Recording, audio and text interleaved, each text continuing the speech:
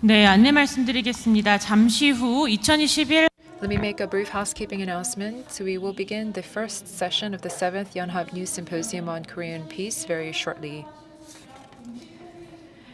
This symposium is being streamed live on our YouTube channel and on our homepage. We also provide simultaneous interpretation. You can select the language and channel of your choice on our website. We will now begin the 7th Yonhapnews Symposium on Korean Peace on the title of Building a Peace Regime on the Korean Peninsula, Solutions for Peaceful Coexistence for Asia-Pacific Region. Hello, my name is An-hee. My name is Chung Bin-na. This is the 7th symposium that is being hosted by Yonhap News, a major news agency in Korea. We are hosting this symposium as an arena for discussion to explore measures on recent issues and the future direction that Korea must take in the midst of intensifying US-China competition. We are broadcasting the symposium live online. And through this, I hope that we can have a valuable opportunity to share in our wisdom for peace on the Korean Peninsula. With that, we'd like to begin the first session of the symposium under the title Solutions for Peaceful Coexistence for Asia-Pacific Region. The first session will be moderated by Professor Choi Ah-jin of Yonsei University, GSIS. She was president of the Korea Unification Studies Institute and vice chair of Korean Political Science Association and the Korean Association of International Studies. We'll now hand over the microphone. Hello, I have been asked to moderate this first session. My name is Choi Ah-jin. This is a very timely theme and timely event. I would like to thank Yonhap News for hosting and organizing this symposium. I'm personally honored to be here.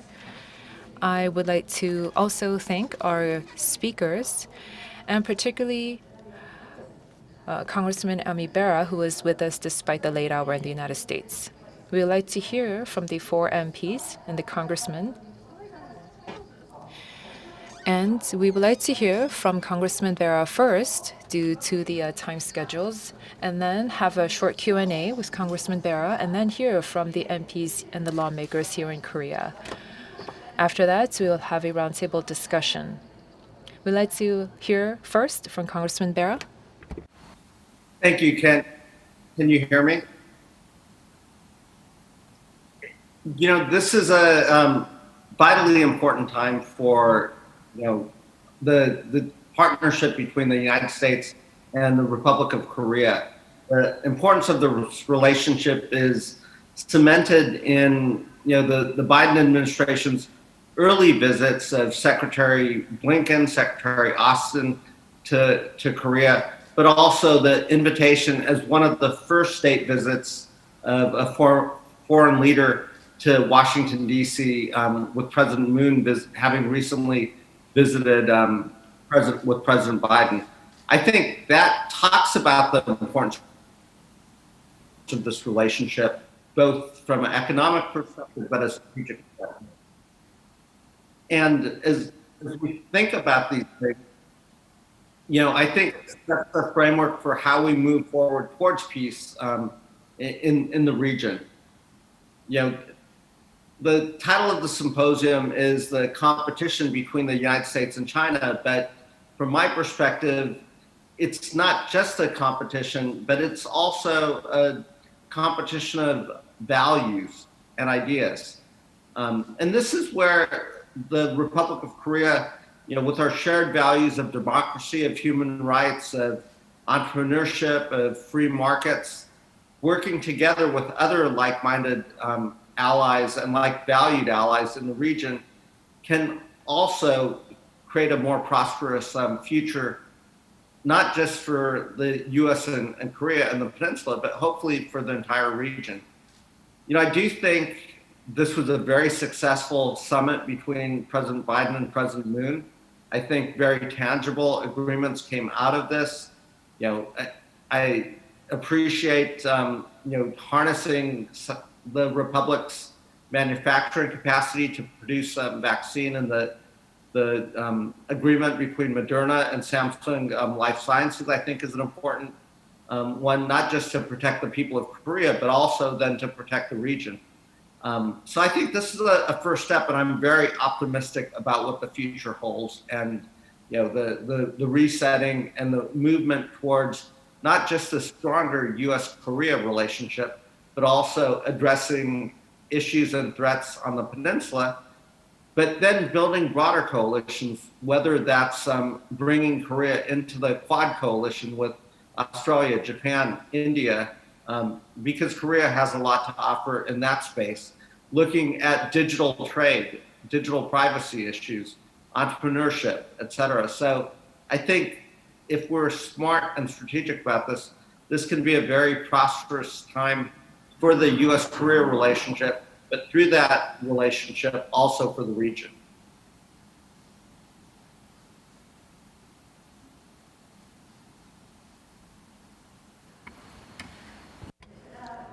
Congressman, thank you very much for your remarks. You've told us about the direction forward for the Chorus Alliance. My first question is that right now, if we look around the world, we're seeing a lot of challenges and a lot of crises, and the United States alone cannot tackle all of these challenges alone, and not probably even the U.S. and its allies alone can tackle all of these challenges by themselves. There are these structural limitations regarding the U.S.-China strategic cooperation, strategic competition, but then there are still areas of cooperation as well. What are those areas of strategic cooperation between the U.S. and China that you think are possible? And what are the most urgent challenges and the urgent areas for cooperation? And do you think that they are possible? And within the Korean Peninsula as well? I think very much so. I think the urgency of the challenge right now is the pandemic. And again, I think, my hope is the United States working with allies like Korea, but also creating opportunities to work with China. We can all work together to end this pandemic. We still have a long ways to go. We have remarkable vaccines. But in order to vaccinate the entire world and get ahead of some of the variants that we are seeing, we'll have to harness the manufacturing capacity of the entire world, and that includes China. So it's my hope that there can be a partnership here to look at supply chains, to look at the ingredients, and ramp up manufacturing in a way that's beneficial not just to the region but to the world. That will take all of us. Going forward, though, I do think, when we think about what the values that we share with Korea as the United States, values of human rights, of free market competition, of the free movement of goods and services, I do think those are values that are not shared just by the United States and Korea, but also, many countries in the region, Australia, New Zealand, India, Japan, but also, I think it was very important that at the recent G7 meeting, it expanded to include other developed democracies, and including the Republic of Korea. So if we can create those types of multilateral coalitions, I think we can create a framework by which it's not about China, but it is about the values that we share as similar countries. And my hope would be that, at some point China would want to be part of coalitions like that. I think we can do that through trade. We can do that through setting the rules of data privacy, data localization. But that requires all of us that share values to work together. Again, the goal is competition is fine between nations, but we want those competitions based on a set of predictable rules and norms that we all agree upon.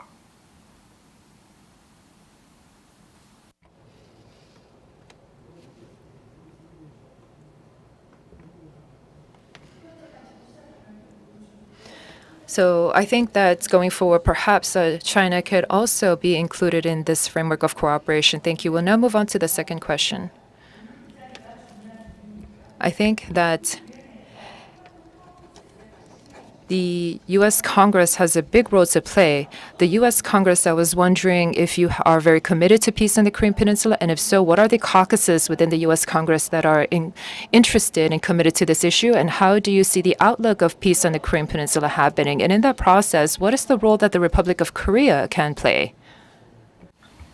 Thank you for that question. I have the privilege of being the co-chair of the Caucus on Korea, as well as the chairman of the subcommittee on Asia and the Pacific. And both at the subcommittee, but also at the caucus level, I think we're very committed to moving the peace process forward. We did see, and I would say, under the Trump administration, at the beginning of the administration, certainly we had some concerns that there were tensions on the peninsula. Toward the middle of the Trump administration, there was dialogue that was taking place, and toward the end, things became quiet. I think that the Moon-Biden summit that happened a few weeks ago, starts to lay some of the framework. I think if I look at Secretary of State Tony Blinken's comments, I think the United States is open to dialogue and open to a process that ultimately ends with a nuclear-free peninsula. That said, it will take time, and understanding that we would like to reduce the nuclear threat on the peninsula as the endpoint, what are the steps that would take place to get there? At this point, I think the Biden administration would be open to dialogue. I'm encouraged by the special envoy that has been appointed to look at North Korea. Obviously, the ambassador has huge experience on the peninsula and understands these issues very, very well. So I think at this point, the Biden administration will make an assessment. Certainly the Moon administration has been very interested in moving the dialogue forward and jump-starting that dialogue. So again, I think that, now that, President Biden and President Moon have had a chance to meet, now that we have a special envoy, I think the Biden administration will make some assessment of what those next steps are.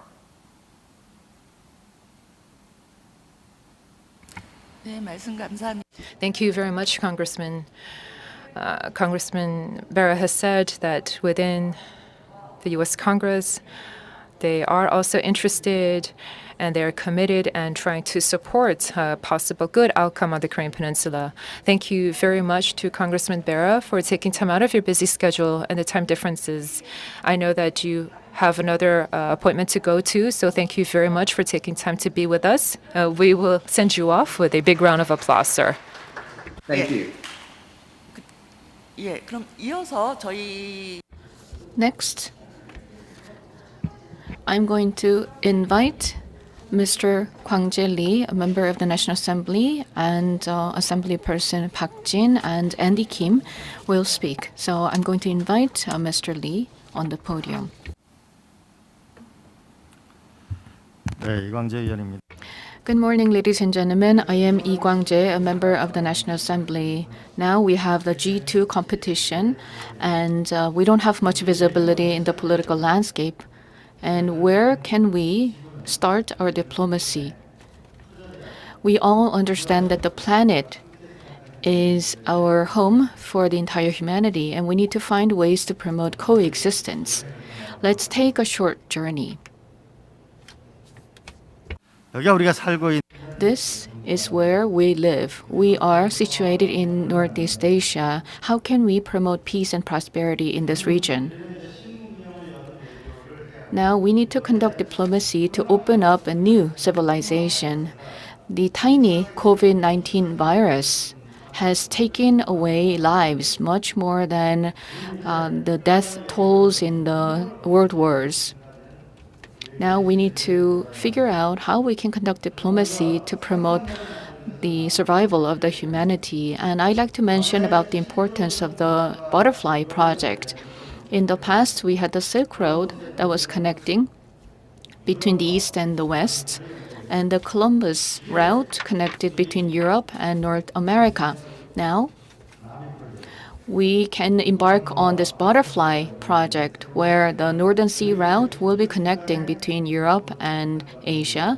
And in this process, Northeast Asia and the Korean Peninsula will be a key. 아시아 Secondly, we need to build an Asia super grid in order to overcome the climate crisis. Just like the case in Europe, there is abundant sunlight and wind energy in Mongolia. We can connect this to other surrounding countries, including Korea, Japan, and China. And this Northeast Asian super grid project is something that we need to carry out. Here, when Japan and North Korea join in this initiative, then we can create 1,300 trillion won of market. This has been initiated and pursued by Chairman Son. But the problem is this. The U.S. wants Korea and Japan to get along well, and there are many political issues that the two countries need to address. President Moon Jae-in visited Spain and found a very old map where Dokdo was indicated as part of Korea. Now we know that Japan cannot claim the sovereignty over Dokdo Island any longer based on these historical records. And if we overcome this historical issue, we can improve our relations with Japan. And we also need to address North Korean nuclear issues. We need to think about the locations of the U.S.-North Korean summit meetings. The first one was held in Singapore, and the second one was held in Hanoi, Vietnam. Maybe Chairman Kim of North Korea is imagining transforming its country into something like Vietnam. If they give up on nuclear programs, they can develop just like Singapore or Vietnam. So I believe that these two destinations have some significance when it comes to trying to understand the intentions behind Chairman Kim. In that sense, we may need to have a fundamental strategy in approaching North Korea and addressing North Korean nuclear issues. Now, I believe that we can help North Korea become a completely new country similar to Vietnam in a similar process. And secondly, when I visited North Korea, at night, we were told to hold on to the emergency food supplies during night time because there could be some attack or threat. It means that North Koreans are still fearful of a potential war. In order to address these fears, we need to improve the relations between the U.S. and the DPRK.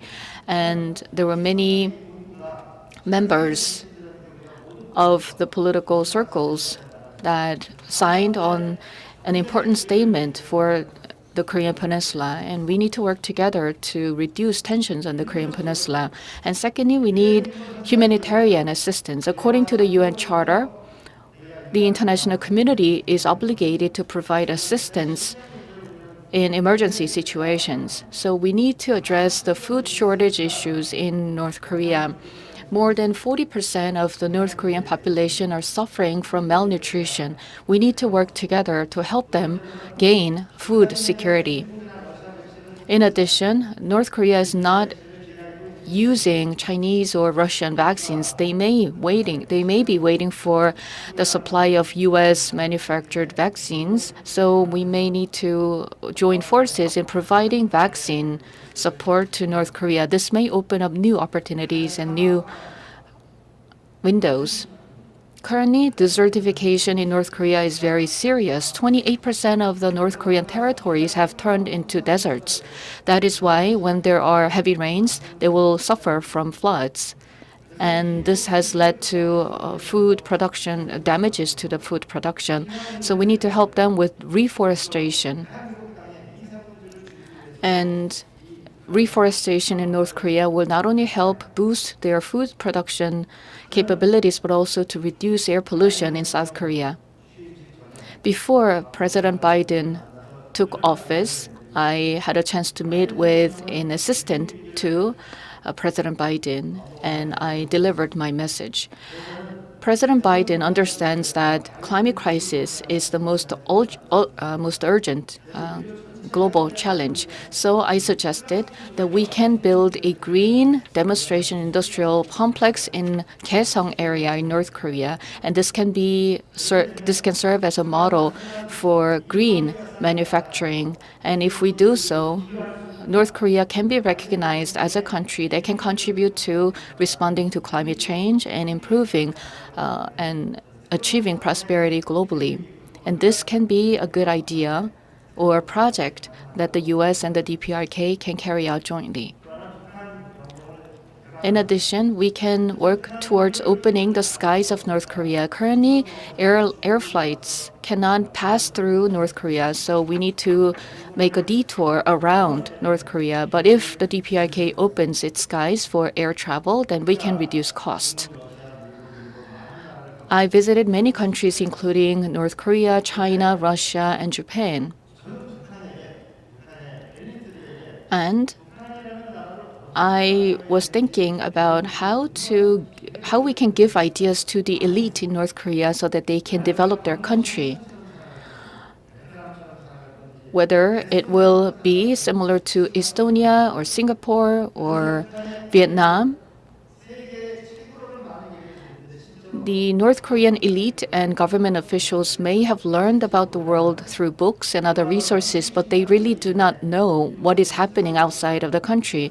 So maybe similar to the Japanese mission in the 18th century, we can help North Korea send its mission of elite leaders outside of the PRK so that they can learn what are the advanced practices outside of North Korea.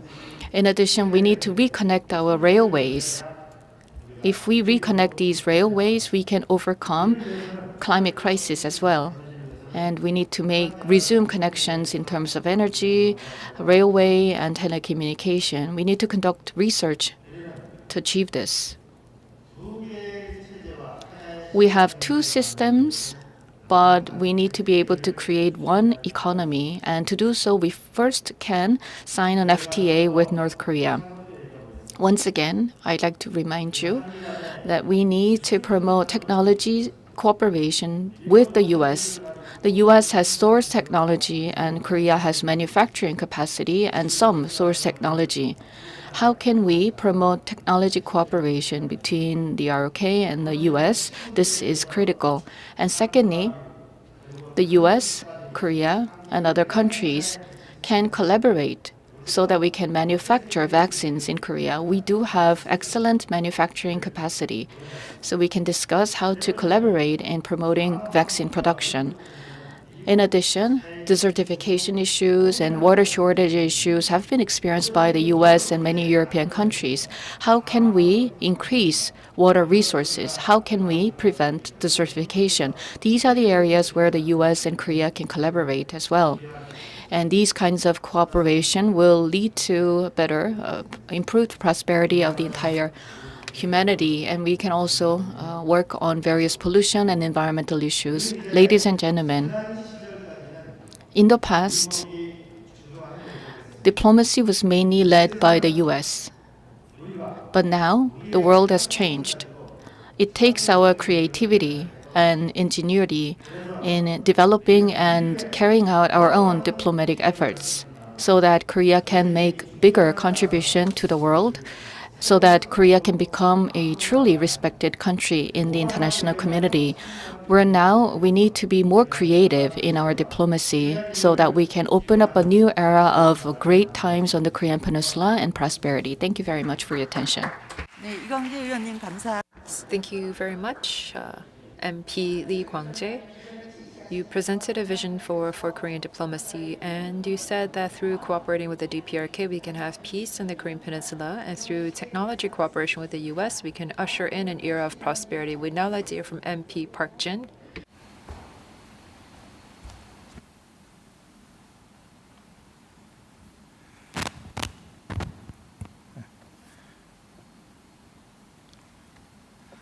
네, 안녕하십니까?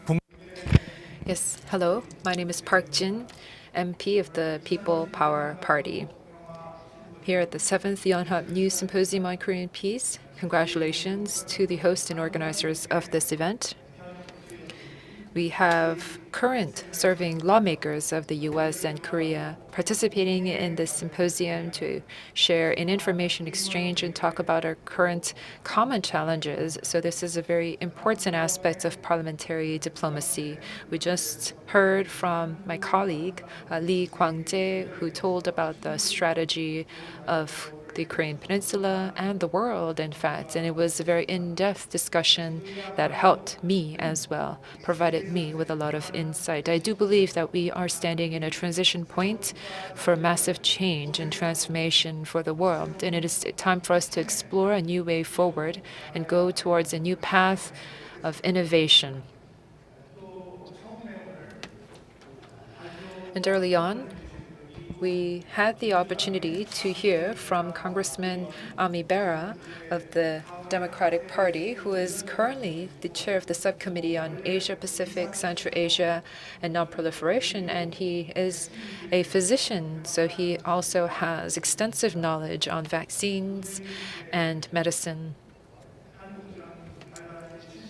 This year is the 71st year commemorating the eruption of the Korean War. So for us to develop the KORUS alliance even further, we need to have closer cooperation between the Republic of Korea and the United States to go beyond interests, but develop our alliance further as a values-driven alliance. And I fully agree with Congressman Ami Bera.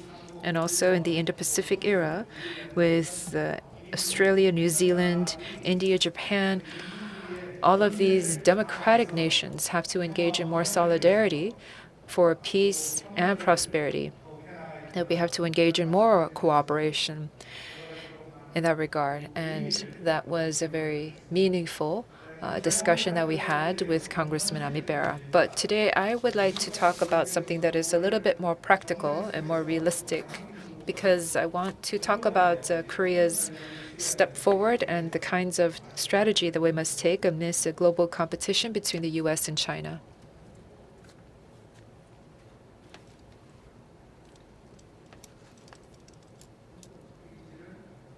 I am going to get to the next page.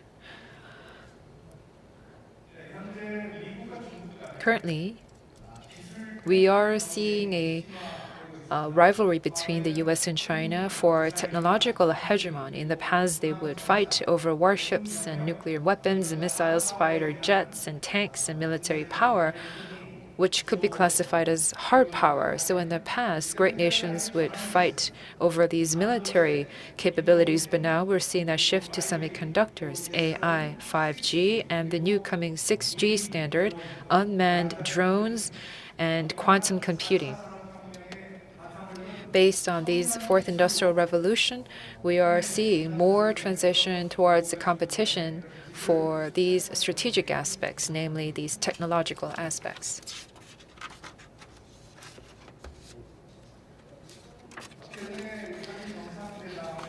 Recently, the US-Korea summit was held in Washington, D.C.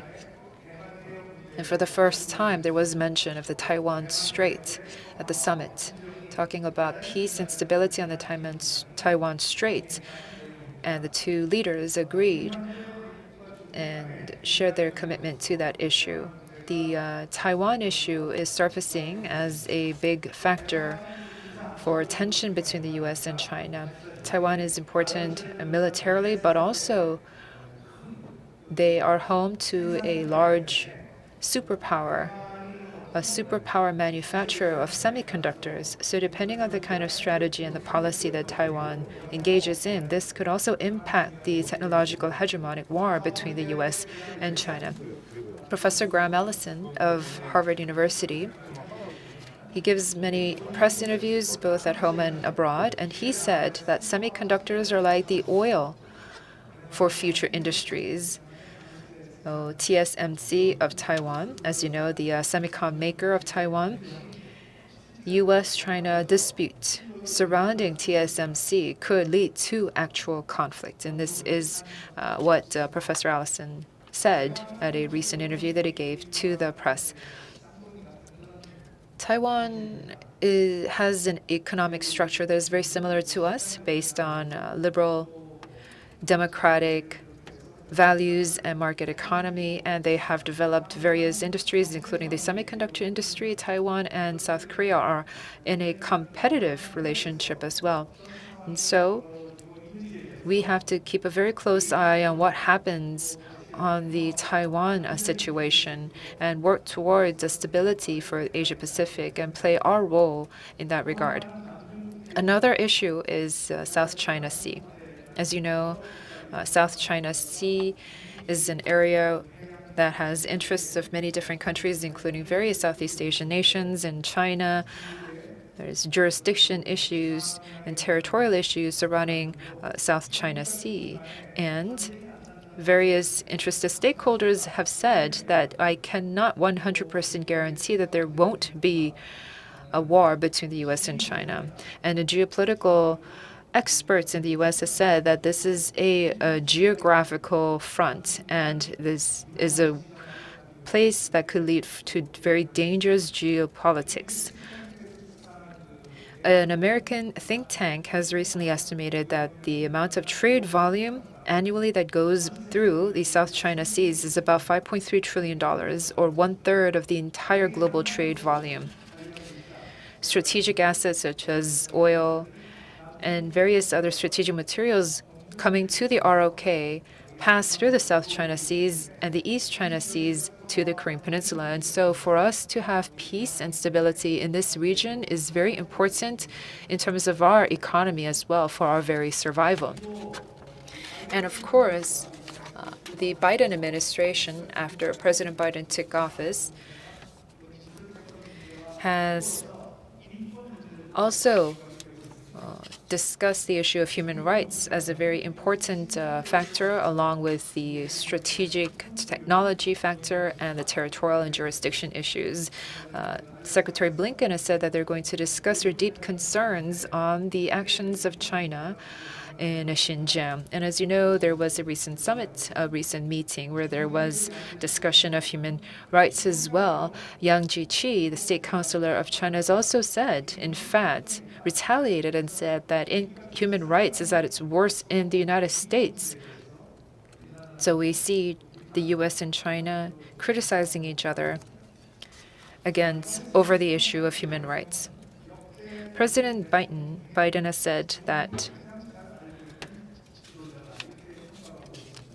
he has been known to be an expert, very well versed in China. He has gone to China when he was vice president, and he was familiar with Xi Jinping before he became president. And so they've had the chances to engage in lots of conversations and had several face-to-face meetings as well. As you know, Biden has served for 36 years in the Foreign Affairs Committee, after the Judiciary Committee. He is very well versed in foreign affairs and diplomatic affairs as well. So he has, for a very long time, thought about the China matter.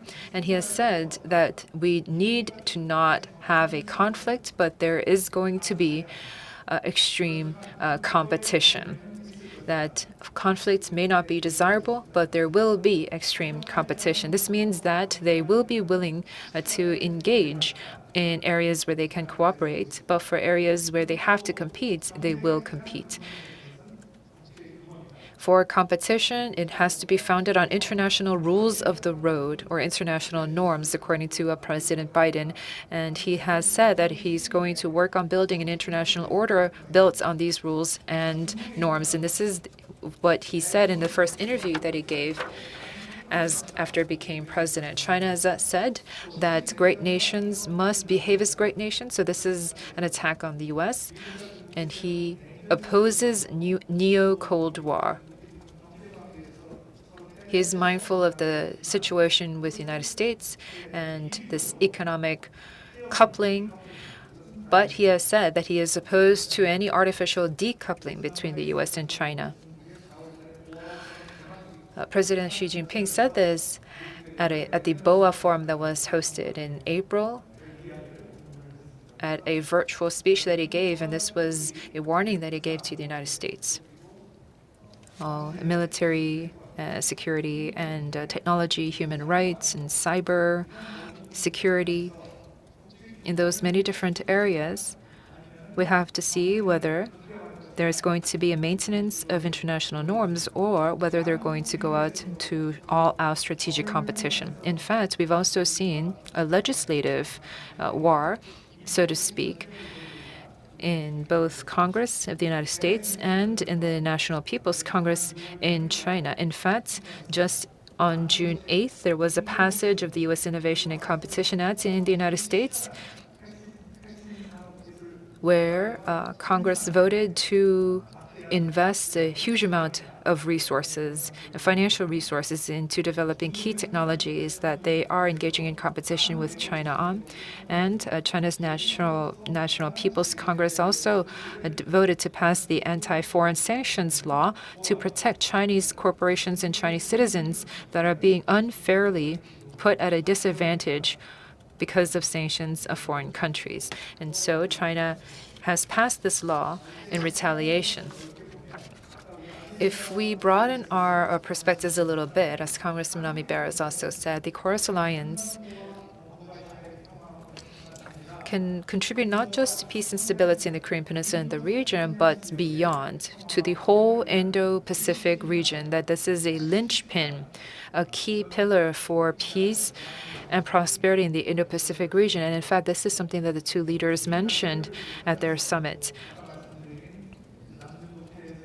And they've also talked about freedom of the navigation of the seas over the South China Seas, as I mentioned before, and that the two leaders have also said that they're going to commit to human rights and the rule of law and peace and stability in the Taiwan Strait.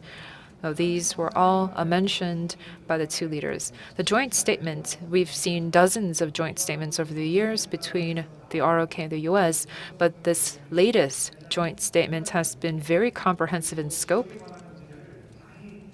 and it discusses many different regional issues. And so we can see that this is very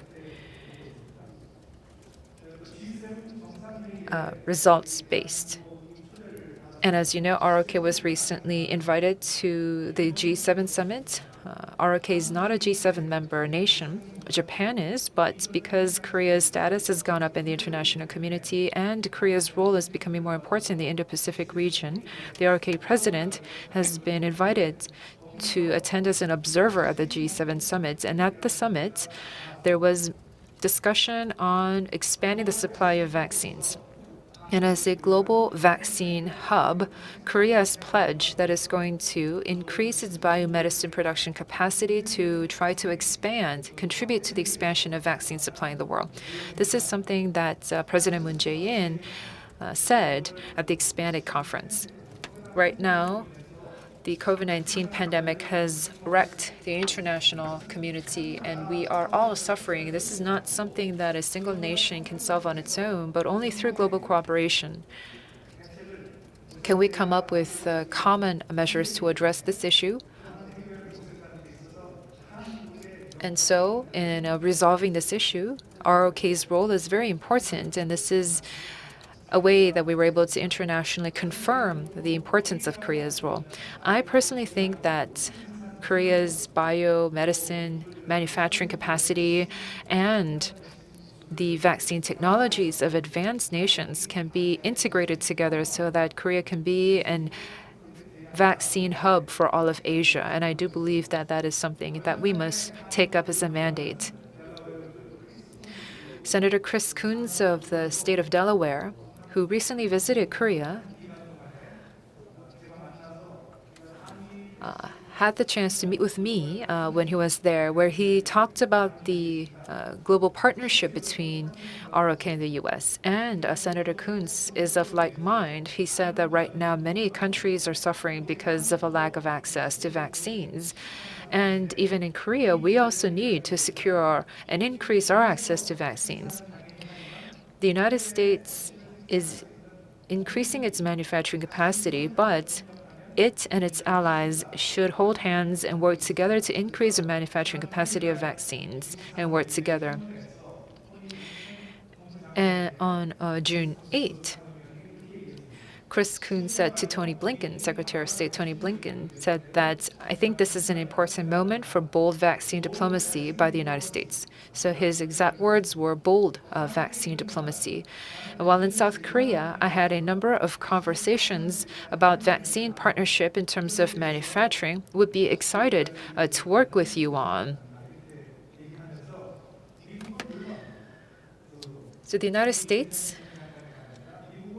this is according to Secretary Tony Blinken. So I think the next most important step beyond the vaccines that we have available to share is increasing significantly the production capacity in the United States as well as in other parts of the world. As you know, President Biden also went to Europe and also released a joint statement together with NATO leaders. He said that China has to fulfill its promise and has to be more responsible and accountable in the international systems related to space, cyber, and the marine areas. And they have also urged for a CVID against the DPRK. The Indo-Pacific region, as you know, is home to the Quad Alliance, as has been mentioned by Congressman Amibera in his talks. But based on democracy, market economy, human rights, and rule of law, these four countries, Japan, the U.S., Australia, and India, have engaged in the Quad Alliance. I think that in the Indo-Pacific region, the ROK could think about participating in this democratic alliance and also do our role and do our contribution.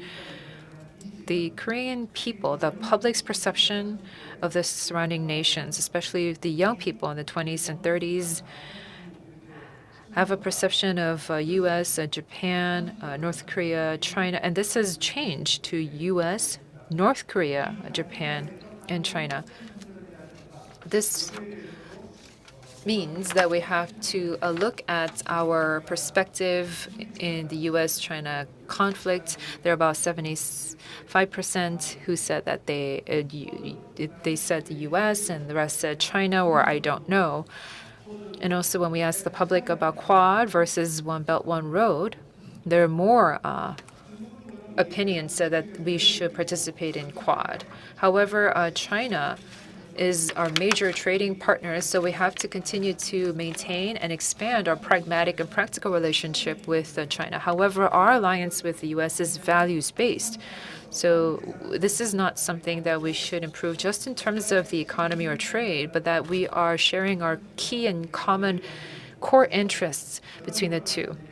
So by way of conclusion, I want to say that our strategy is to normalize the Chorus Alliance and maintain and expand the Chorus Alliance further, but also continue to engage in strategic communication with China so that we can build and expand our pragmatic interests with China and with Japan, which is our closest geographical neighbor. We share democratic human rights values and also with the United States alliance as well. So we have to improve our relations with Japan to have more cooperation. But we shouldn't rely too much on one particular country. We have to diversify our global market to expand further on our national interests. And as my colleague Lee Kwang-jae has talked about the butterfly effects about the Asian continent and the American continents and the Europe and how we have to have a more diversified strategy. And in that regard, I have to say I agree fully in a bipartisan aspect. Thank you very much for your attention. 박 의원님 Thank you very much, MP Park Jin. In his presentation, he discussed the different aspects of the strategic competition between the U.S. and China and different positions of these countries and how Korea can play a role in promoting vaccine production. And he also offered 4 suggestions in conducting diplomacy by the Korean government. Now I'm going to invite Mr. Andy Kim for his talks. Hi, I'm Congressman Andy Kim, and I wanted to thank you for giving me an opportunity to be able to address this incredibly important forum. What we face right now is a critical time when we're trying to shape not just what the United States relationship and alliance to South Korea means right now, but what this will mean over the coming decades. One thing that I've seen up close and personal in my own experiences, both in Congress as well as my time as a diplomat, is that South Korea is often looked at from the United States side, mostly in terms of its relation to China, its relation to North Korea.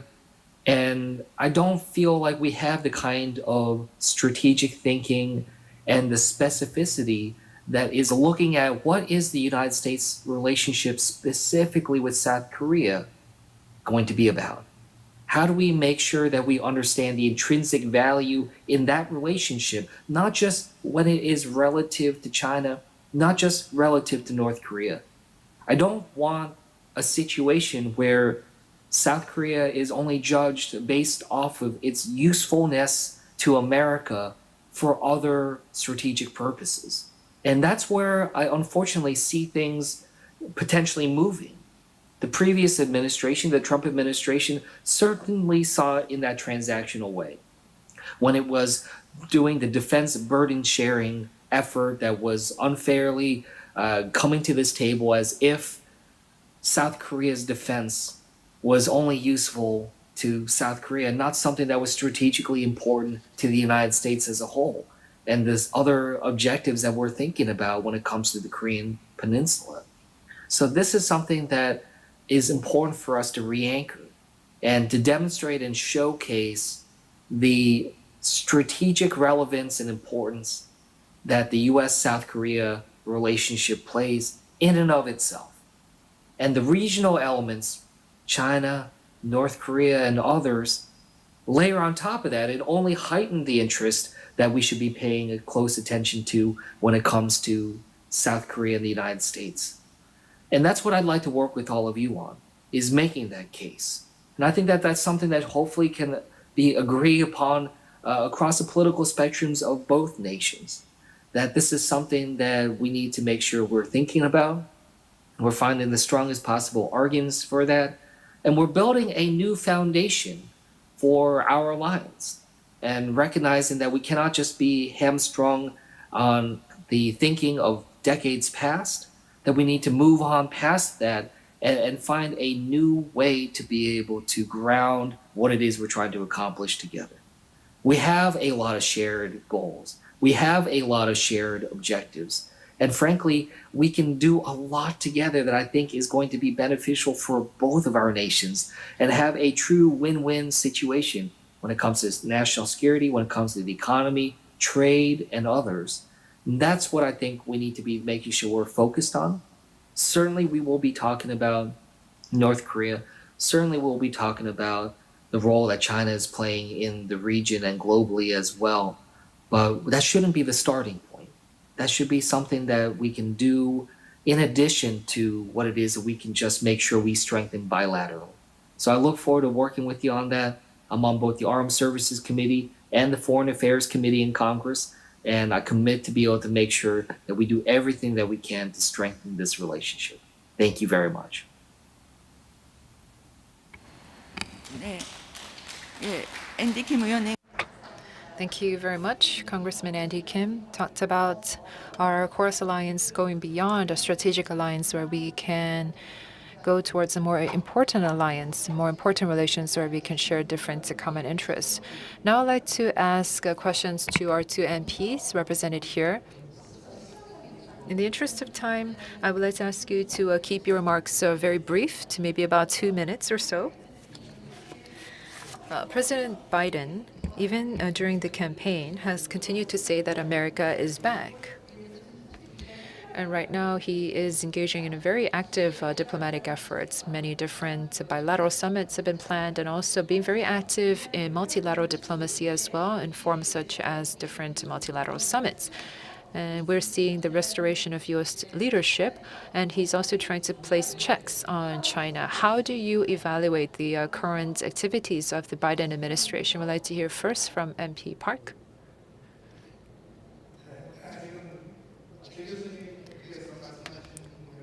As you've said, Professor Choi, the Biden administration, after it launched in January, has proclaimed that America is back. That was the slogan of the new administration. The Trump administration, we know that their slogan was America First. And under that slogan of America First, we were able to see that in terms of diplomatic activities, the Trump administration tried to look at protecting its own national interests first, rather than improving ties with its allies. So the Biden administration is a complete distance from the Trump administration slogan, and the U.S. current administration understands that they cannot solve the challenges on its own, that they have to engage in solidarity with its allies to have international order and peace and prosperity in the world. And I think that that is a very desirable direction.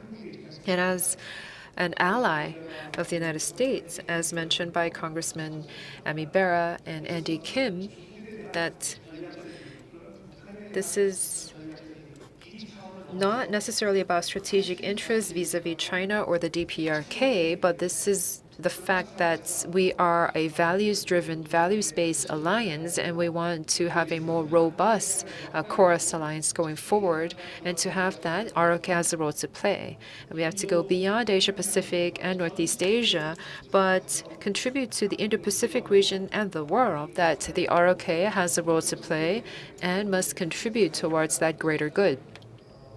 And I believe that Korea has to play a more active role in that regard. And as mentioned, I think that Korea should actively participate in Quad, the Indo-Pacific region, and also for common global goods like vaccines. Korea should actively participate in increasing the supply of this as a vaccine hub in the global supply chain of vaccines and make that substantial contribution. And in that regard, cooperation with the U.S. has become more important. Thank you very much. Next, MP Lee.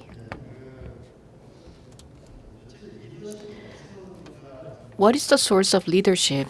This is an important question. And what is the significance of Korea to the U.S.? I once visited the State Department, and during Colin Powell's era, and I was guided to an office inside the State Department building, which was in the far corner. And that was sort of a symbol of the significance of Korea to the U.S. And there were many Japanese dolls placed on some of these tables within the State Department building. So these had some significance to me. Now, what is the U.S. to Korea? And Korea can be an important partner for the U.S., and we really need to make sure that the U.S. recognizes Korea as a strategic and valuable partner. And to do so, the technology-based cooperation is required. This has to go beyond the level of the FTA. First of all, we need to be a strong partner for technology cooperation. This was re-emphasized during the summit meeting between the U.S. and Korea. And secondly, we can collaborate with the U.S. in terms of guaranteeing data movement and free trade of data. And the free trade on data is something that we can pursue together with the U.S. In addition, I can say that leadership has to do with the ability to deal with the climate crisis and the pandemic for vaccine manufacturing. And MP Park mentioned about vaccine partnership. So I'd like to touch upon climate crisis. And there are global challenges of desertification and water shortage. These are the two areas where Korea can actively cooperate with the U.S. In addition, plastic waste issue is also very significant and difficult issue to address. When you go to the southern Pacific oceans, there are mountains of plastic waste. I'm not sure if BTS would agree to this idea, but we can create something called the Green Defensive Forces, and we can be out there actively promoting environmental protection and reducing the plastic use. Korea can gain global support as a moral leader, and we can be part of the environment keeping forces, similar to the peacekeeping forces of the UN. So we can make a significant contribution to the international community. In addition, we can make this proposal to the US. Now we're ushering in the era of artificial intelligence. What should we do about this? How can we ensure that there will be ethical use of artificial intelligence? And how should we address the issue of data sovereignty? So these are new and emerging challenges in the era of digital and data.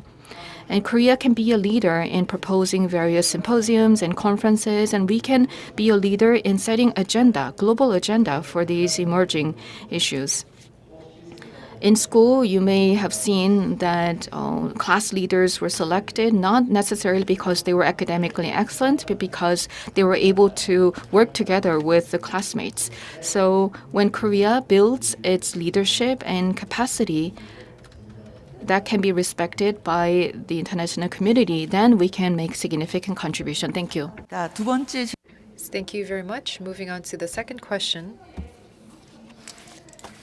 We do not have a China expert in our panel here, but while the Chorus Alliance is very important, as everyone has mentioned here today, we know the importance and significance of China as well. So when we talk about the Korean Peninsula, we have to recognize the importance and the significance of China.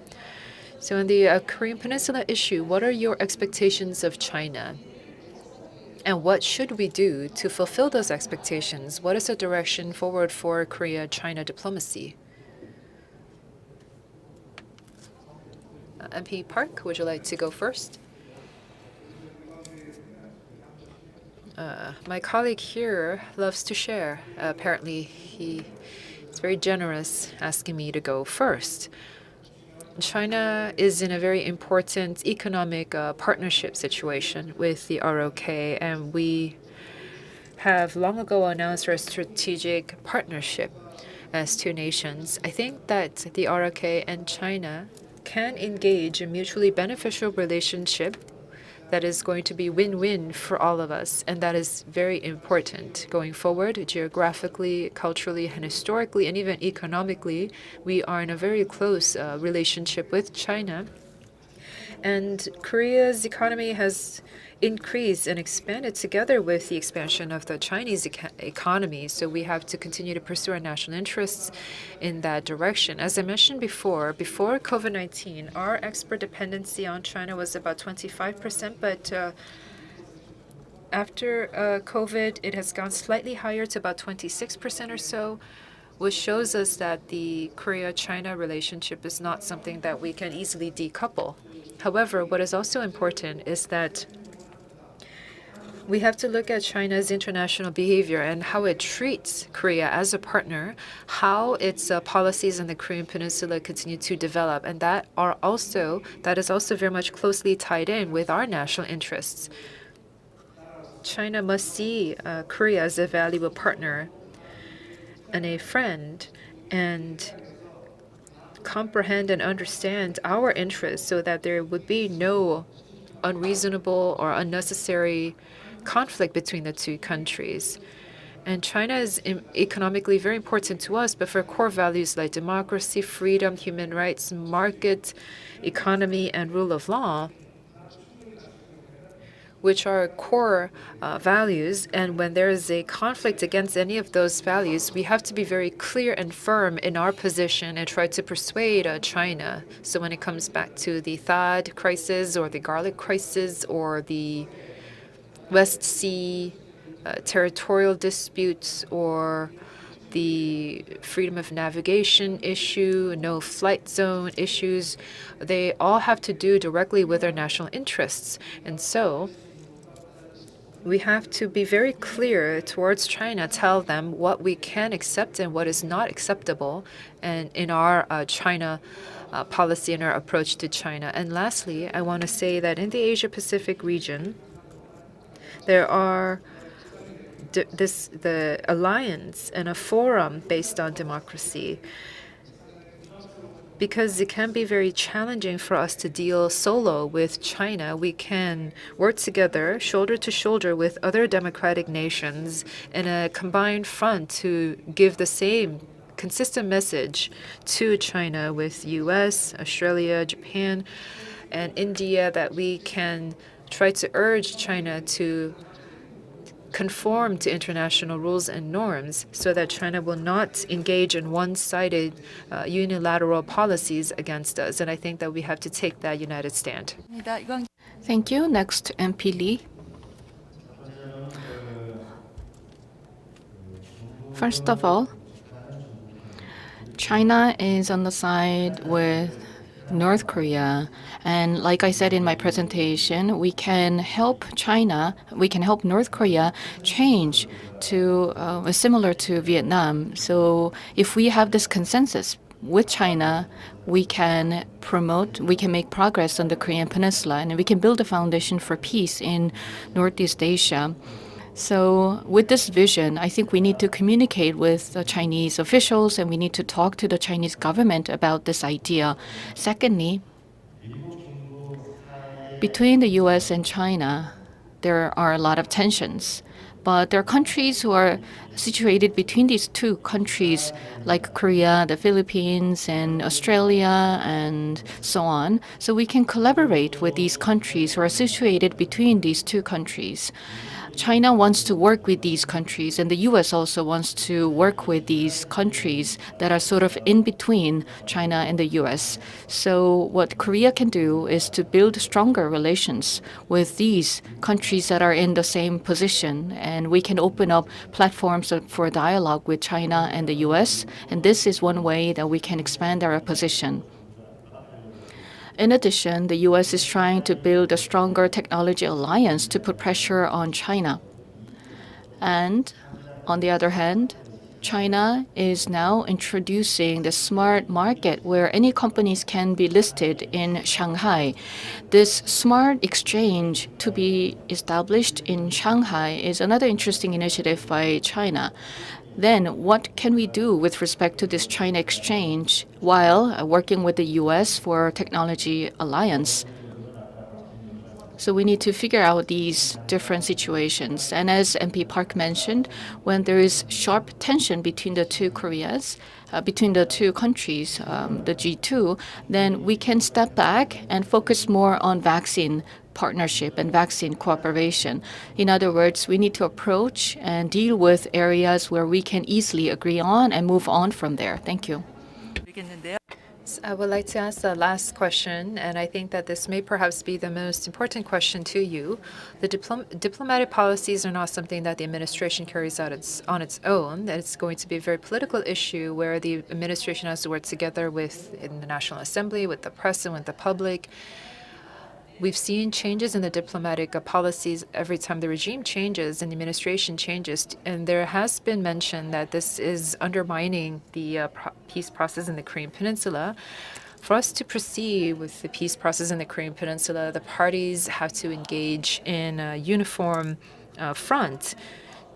Is there any commitment on your sides to do that in a bipartisan way?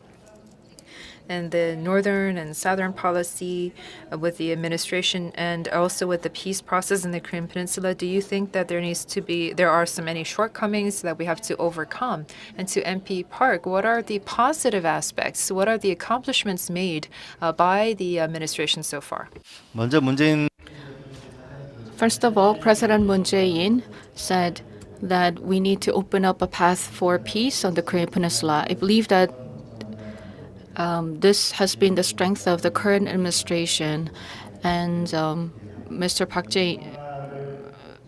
And I think we can make some good progress before the end of this administration so that we can open up new chapters in the next administration.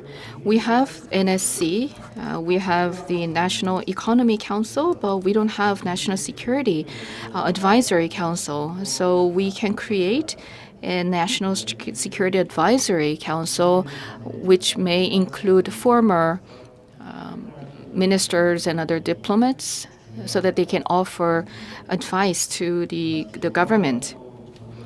During the Obama administration, Bernanke was utilized in revitalizing the economy, and it he went back to the Republican Party. So this can be an idea. And the parliament activity is important. Within the Congress, they have two separate organizations for China research. Likewise, at the National Assembly, I hope that we will have a research team dedicated to North Korea.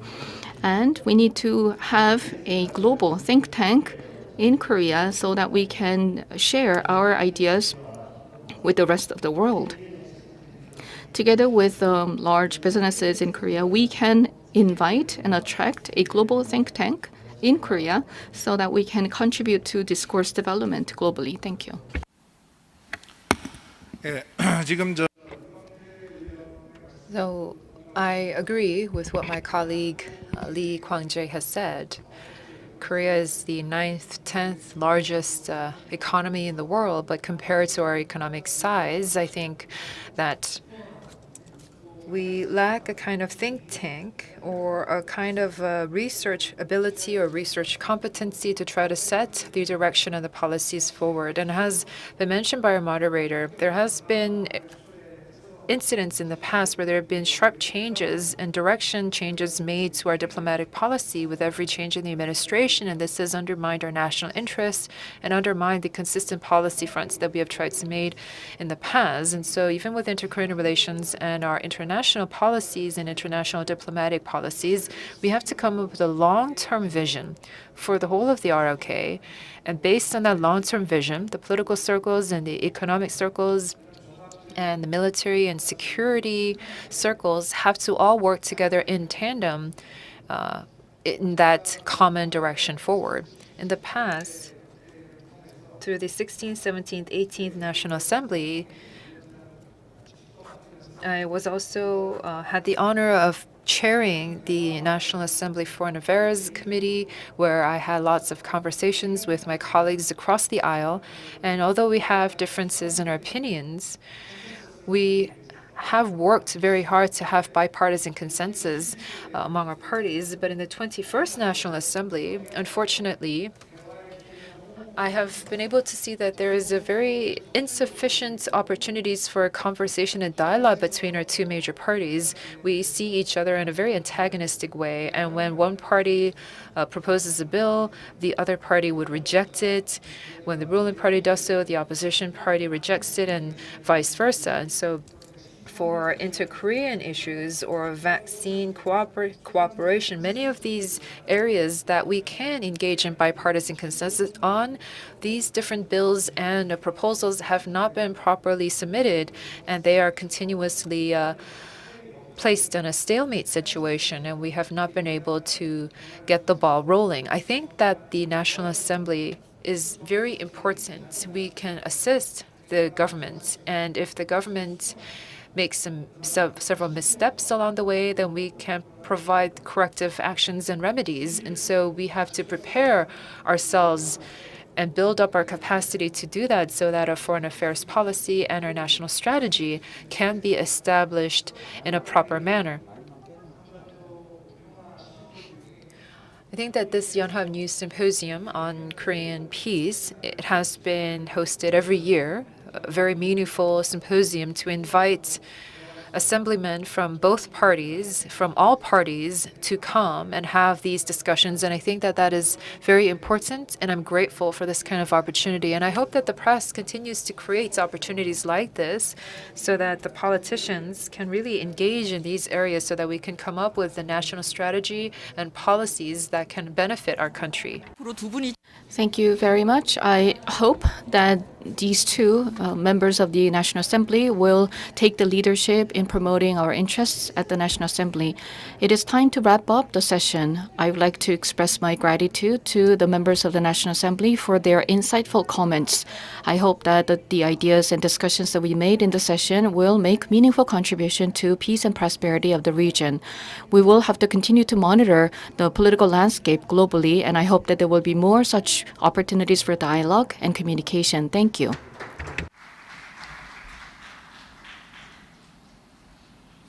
네, 이것으로 세션 With that, we will conclude session 1. Thank you very much for the discussions and the presentations. I would like to thank all of the speakers. Please give them all a big round of applause. 네, 잠시 후 11 Beginning at 11:30, we will have the opening ceremony of the 7th Yonhapnews Symposium on Korean Peace.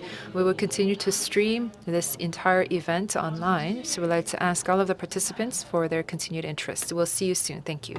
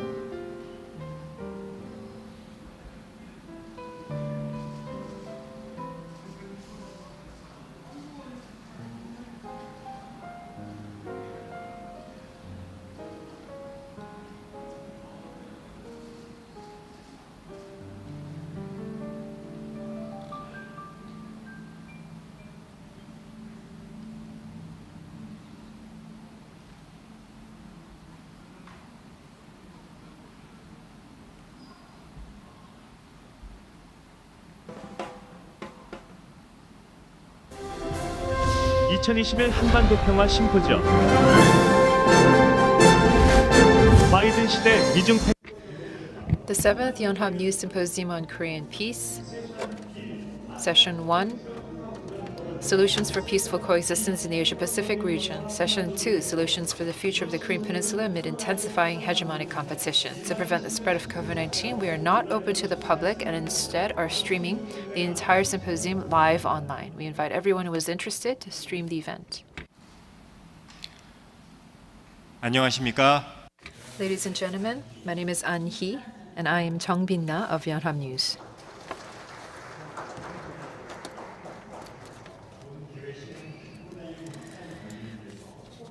To prevent the spread of COVID-19, we have invited only a few VIP guests to the venue and are streaming the entire event online. We are here to discuss the way forward for the Korean Peninsula in the midst of hegemonic rivalry between the US and China. Through this Yonhap News Symposium on Korean Peace, thank you to all the guests present here today and to all of our online participants. Through this symposium, we hope to share in your wisdom and insight for peace on the Korean Peninsula. And in that regard, we would like to ask everyone to please comply with the government's COVID-19 precaution guidelines, keep your face masks on at all times, and make liberal use of the sanitizers as well as other COVID-19 precautions. Before we begin the opening ceremony, we would like to watch a short video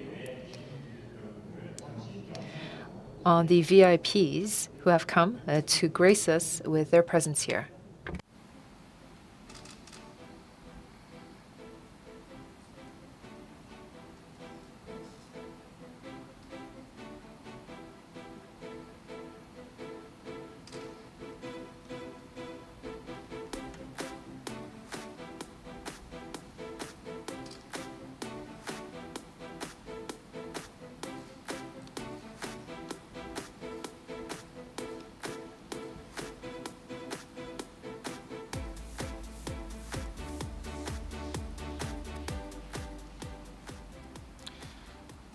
곧 The opening ceremony will begin shortly.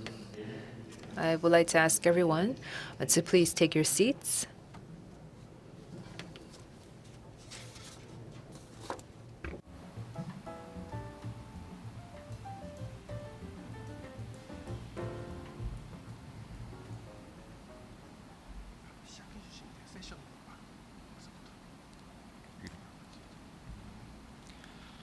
네, 바쁘신 Thank you very much for coming here despite your busy schedules to attend the Yonhap News event, also hosted by our Ministry of Unification, Yonhap News Northeast Asia Center.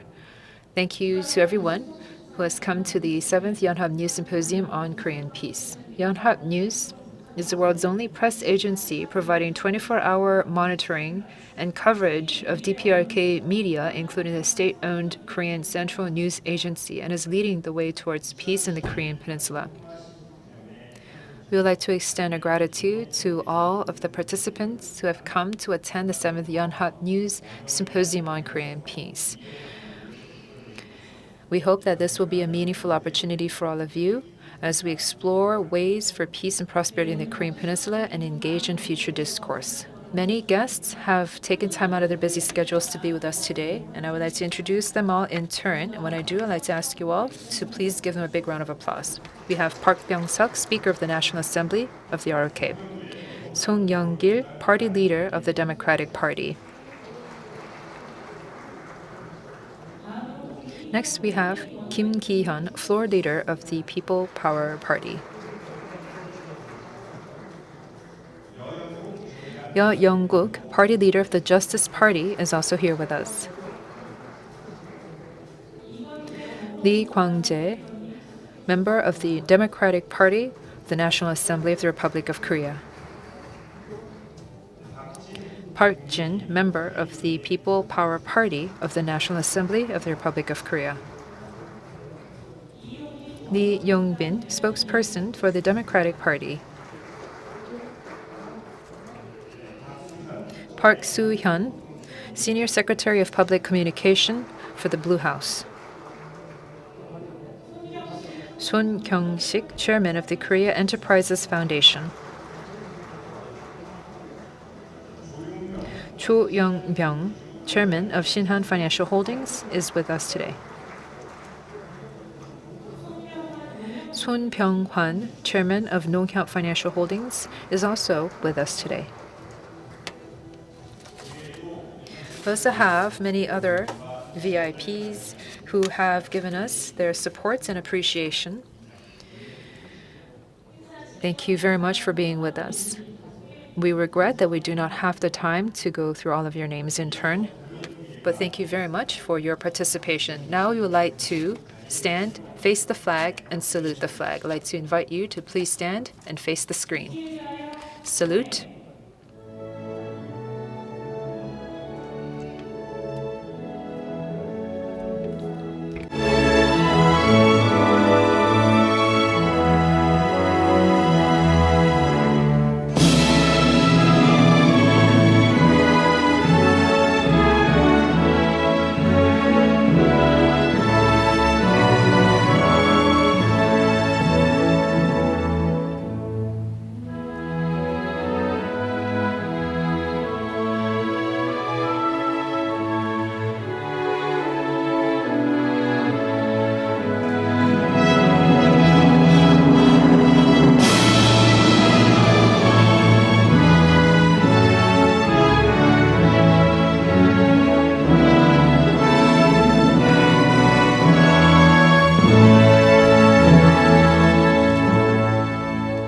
바로 Thank you. Please take your seats.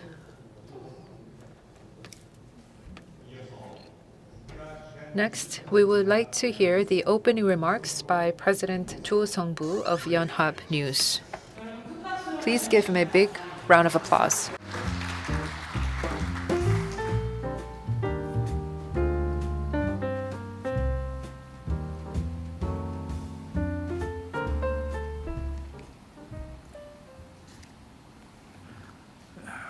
안녕하십니까? Good morning, ladies and gentlemen. I am Cho Sung-bu, President of Yonhap News Agency. I would like to express my gratitude to all of the participants who are here with us at the 7th Yonhapnews Symposium on Korean Peace. Thank you very much for your presence.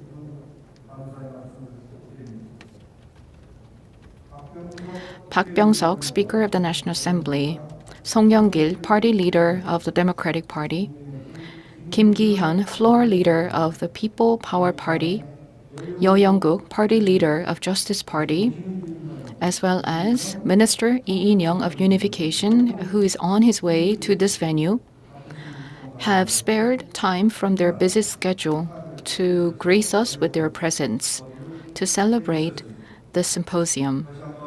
Once again, thank you very much for your presence. And Prime Minister Kim Bu-kyum really wanted to come here, but there is a special event commemorating the Korean War that is being held in Busan, so he was not able to be here in person, but he has sent us his congratulatory message in his video. Thank you very much. The theme of this year's symposium is the Biden era, building a peace regime on the Korean Peninsula and in the Asia-Pacific region, going beyond U.S.-China tensions. Since the launch of the Biden administration in the U.S., there is intensifying competition between the U.S. and China. In this new landscape, there are many challenges that we face on the Korean Peninsula. We are gathered here to discuss our way forward in these circumstances. The rivalry competition between the U.S. and China are recognized as the most important challenge for global order. And this is indeed a key geopolitical challenge that is faced by the Korean Peninsula. Currently, the US and China are not only competing in the realms of security, trade, and technology, but also in other areas. As a result, it is very difficult to predict how the global landscape will turn out in the future. Recently, there was a G7 summit held in London. And at this summit, the participating countries adopted a joint statement that expressed grave concerns over China's human rights issues. And this shows that there are likelihoods for intensifying conflicts and tensions between China and Western countries led by the US. In the areas of regional security, economy, and trade, Korea has very close ties with both the US and China. Therefore, the rising tension between the US and China is posing a great dilemma for Korea in its diplomacy. However, these are the kinds of waves that we need to ride skillfully in order to guarantee peace and prosperity on the Korean Peninsula. In today's symposium, I look forward to active discussions on finding ways forward in this changing global dynamics. We need to discuss the role that Korea can play, and we need to also identify new opportunities. In the morning session, we had politicians from both the ROK and the US. And in this hybrid format of discussion, we were able to exchange our views on these pending issues. In the afternoon session, we will hear from experts from various fields so that we can deepen our understanding on these current challenges. We are commemorating the 71st anniversary of the outbreak of the Korean War. And today, I hope that the symposium will be an opportunity to find some solutions to guarantee peace on the Korean Peninsula. As a major news agency in Korea, Yonhap News Agency will continue to do its part so that we can build permanent peace, not only on the Korean Peninsula, but also in the Asia-Pacific region. Thank you. 네. Thank you very much, President Cho Sung-bu of Yonhap News Agency, for his opening remarks. Once again, a big round of applause. Next, I would like to invite Park Byung-seok, Speaker of the National Assembly, for his congratulatory remarks. Please welcome him with a big hand.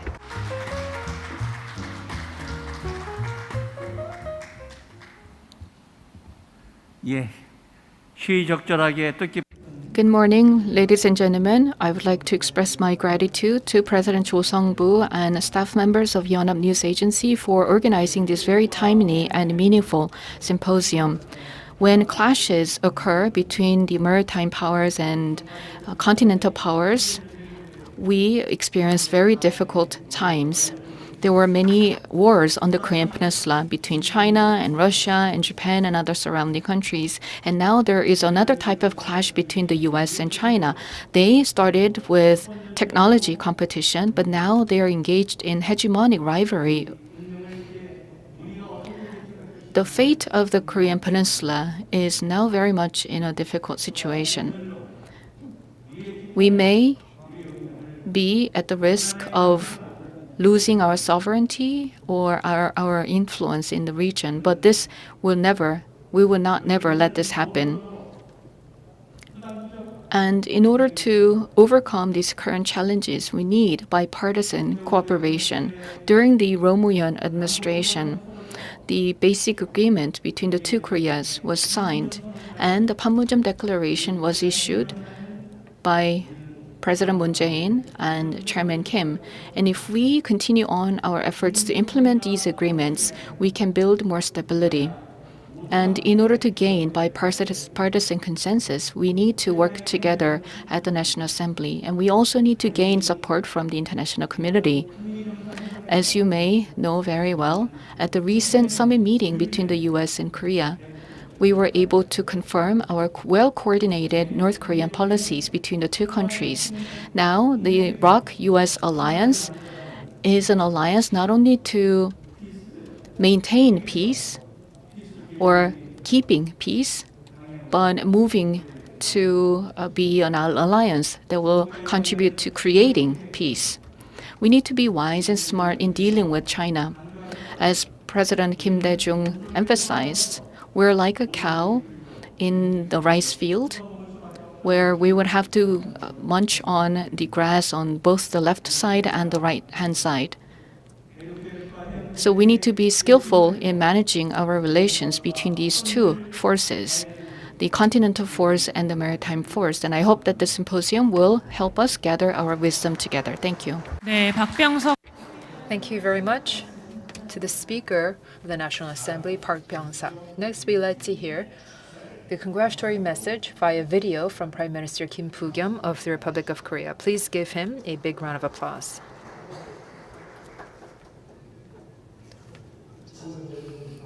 Ladies and gentlemen, it is a pleasure to meet you all. I would like to offer my congratulations to you on the opening of the 2021 Yonhapnews Symposium on Korean Peace.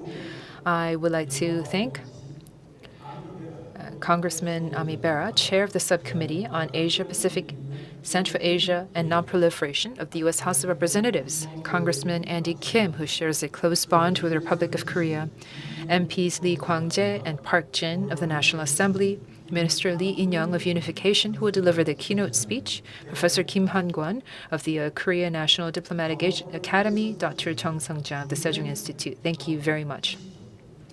The international political climate surrounding the Korean Peninsula is facing a critical transition point. I'm glad and thankful that at this time we are having this symposium involving lawmakers from home and abroad who will be engaging in diplomacy, as well as experts. I would also like to thank President Cho Sung-woo of Yonhap News and the staff at Yonhap News for hosting the 7th Symposium, as well as all the staff at the Ministry of Unification. Although I would have been delighted to attend, I'm afraid I was scheduled to attend a national event to commemorate the 71st anniversary of the Korean War, so I ask for your apologies.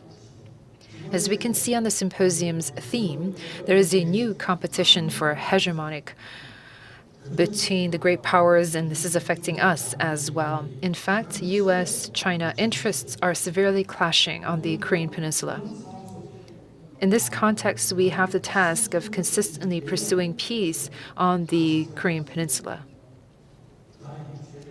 Fortunately, recent developments have made a situation that is conducive to the peace process on the Korean Peninsula. First, there is strong commitment from the Biden-Harris administration. At the ROK U.S. summit, President Biden affirmed his strong support for inter-Korean dialogue and cooperation. Second, there is cooperation from the international community. At the recent G7 summit, the U.S. and all participating nations expressed their support for the peace process on the Korean Peninsula. Third is the geopolitical value of the Korean Peninsula and the role that the ROK plays. In the strategic competition between the U.S. and China, the Korean Peninsula can be seen as a space for confrontation, but at the same time, it could be a place of opportunity for world peace. This will depend on the kind of role and status that Korea can have internationally and on the kinds of relations we form with the U.S. and China. With the U.S., we must solidify our comprehensive strategic alliance based on the values of democracy, human rights, and multilateralism, while with China, we must take our strategic cooperative partnership to the next level. We must engage in these efforts on all fronts. The ROK's commitment is firm. We will not stop on our journey towards peace on the Korean Peninsula. With North Korea, we will pursue exchange and cooperation to overcome the pandemic through such means as vaccine diplomacy, and we can begin with small, trust-building measures such as online virtual meetings of separated family members. I hope that this will ease the tensions of the hegemonic rivalry between the U.S. and China over the Korean Peninsula so that we can have peace not just for the two Koreas, but for the world. I hope that that day will soon come to us all. And I ask all of the participants here to pool your wisdom to that end. Once again, I extend my congratulations to you on the opening of the 2021 symposium, and I wish you all success and good fortune. Congratulations, and thank you. Thank you very much to Prime Minister Kim Boo-kyum, who has taken time out of his busy schedule to film that video message to us. Next, we'd like to hear from Song Young-gil, party leader of the Democratic Party. Please welcome him with a big round of applause.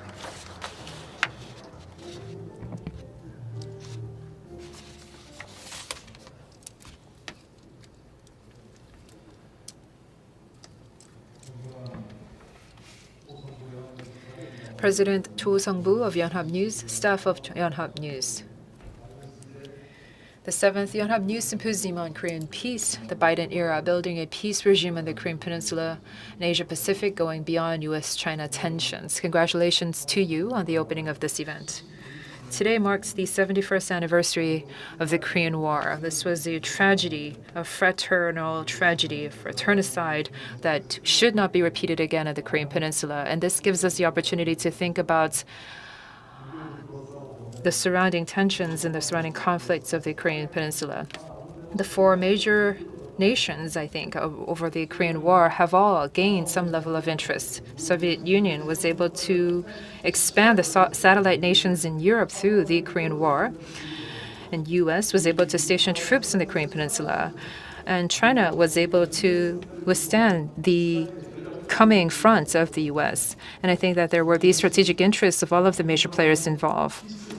China was able to use the Korean Peninsula as a base to strengthen the authority and power of Mao Zedong and to expand their naval forces and even use that as an opportunity to modernize its troops. Japan as well, after post-war Japan was able to use this opportunity to revive its national economy. And even the Japanese experts have said that the Korean War has led to jump starts of the Japanese economy. With the fascist front, Germany was able to see that they were able to rise from the ashes and become a viable competitor to the U.S. There are all these great nations who were able to leverage their interest through the Korean War. However, we Koreans were able to suffer the tragedy of fighting against our people. And Stalin was opposed to an armistice for a very long time and continued to tell Kim Il-sung and Mao Zedong to engage in war. And this is why the war continued to drag on, because Stalin wanted to use this as a purpose to expand his own authority. After his death in 1953, only then was the armistice agreement entered into in July of that same year. Even now, around the Korean Peninsula, we're seeing that same structural conflict play out. The Korean War is legally and officially still going on. And as the Americans say, that we are still technically still at war. We are still in an war situation because the armistice agreement has not officially declared an end to the war, and legally we are still in a combative mode. Because the Soviet Union, which was a common threat to us, after the Soviet Union was dismantled, although today we are here talking about U.S.-China rivalry, after the dismantlement and breakup of the Soviet Union, we're seeing rivalry intensify between U.S. and China. And we are facing and addressing this challenge of trying to breaking out of this. With the last ROK-U.S. summit, I think there's been meaningful progress made by President Moon Jae-in. We can continue to work and base the Panmunjom Declaration and the Singapore joint statements. I think that using that as a basis for continued progress made with the DPRK is the greatest accomplishment. And Ambassador Sang Kim has also engaged in conversations, which I think is very desirable, but we are still seeing a stalemate situation. Fortunately, we have not seen any outright or blatant aggression from the DPRK side, so I think that gives us reason to hope that things could look better. However, we have to continuously try to provide some sort of alternative and dialogue opportunities to the DPRK to break through out of this stalemate. We have to engage in preemptive diplomatic approaches towards the DPRK. Right now, within the political circles, we are talking about this peninsula authority, peninsula power. We have to break out of the mode of thinking passively and be an agent for change ourselves, to be inclusive of a dialogue and diplomacy against the DPRK and the other countries. This is my dream. That was how the Italian peninsula was able to break through out of its stalemate and build upon that dialogue and cooperation with the neighboring countries to have an Iberian glorious era of about 1,000 years. And I think that we can use that geopolitical advantage to our advantage as well. And through building on the power of our peninsula, we can be like the great Roman Empire of the past and have peace and prosperity on the Korean Peninsula. And this is a dream and aspiration of the Moon Jae-in administration. This is something that the ruling party and the opposition party could work together on in this era of new hegemony, that we can build upon this and try to create a new era for our peninsula. It took 50 years for the June 15 declaration to come after the Korean War. Hopefully, we can have, within 25 years' time, go back to a time before the Korean War, before the division of our Korean Peninsula. Once again, I would like to extend my congratulations to you all, and hopefully we'll have a meaningful discussion today. Thank you very much. 님 감사드립니다. Thank you very much for your remarks. Next, I would like to invite Kim Gi-hyun, floor leader of the People Power Party, for his message. Please welcome him with a big hand.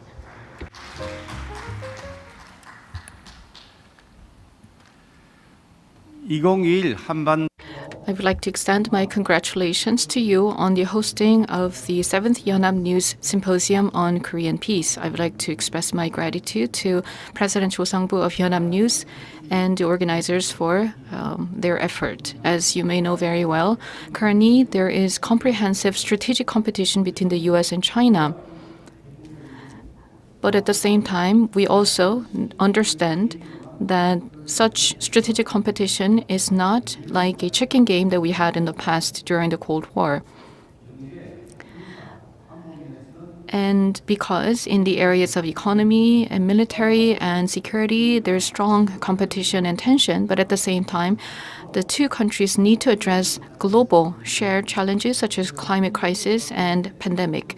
In other words, they need to collaborate on certain areas while they continue to compete in other areas. So we need to understand these dynamics and try to increase our role and our position in this area. And this is something that we need to do together.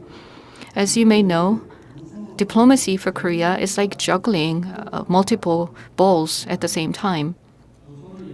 With the two hands, you're juggling many different glass balls, and if you drop any one of them, they will break into pieces, and it will be very difficult to restore or put together this ball. And as Korea is situated and surrounded by many hegemonic countries, we really need to maintain a good balance in its diplomacy, which is very challenging and difficult. Our future cannot just be created based on dream. We need to be realistic as well as idealistic. So as we have our ideals and our dreams, we also have to have a clear understanding of the reality and the realistic assessment of the situation. And this is not just about proclaiming some slogans or issuing some documents. It is actually about understanding that we need to build our military power, we need to build our economic forces, and we need to build our capacities. Otherwise, we may end up just pursuing our dreams without achieving anything in reality. And these are the kinds of lessons we've learned from the past. 70 years ago, there was a provocation from North Korea which led to the Korean War on the Korean Peninsula. We were not prepared at that time. We didn't have enough defense forces, and at that time, there was no national consensus on our approach.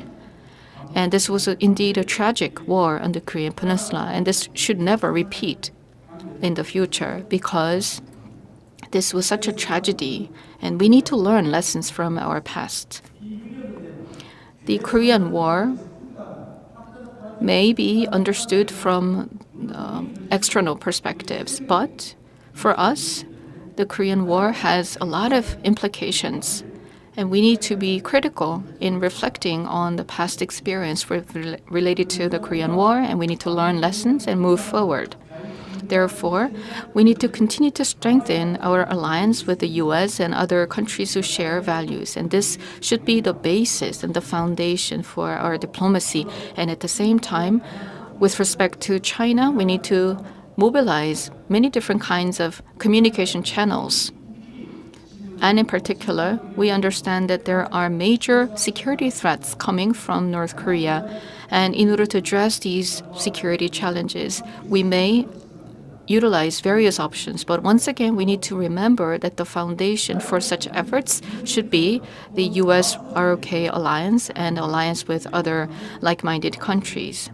And ideology or outdated ideas should never sway us away from the right path. And I hope that today's symposium will be an opportunity for us to gather wisdom and try to figure out solutions. And People Power Party will continue to provide support so that we can strengthen our position. Thank you. 국민의힘 Thank you very much to Kim Ki-hyun, floor leader of the People Power Party. Next, we would like to hear from Yo-jong, party leader of the Justice Party, for his congratulatory remarks. Please give him a big round of applause.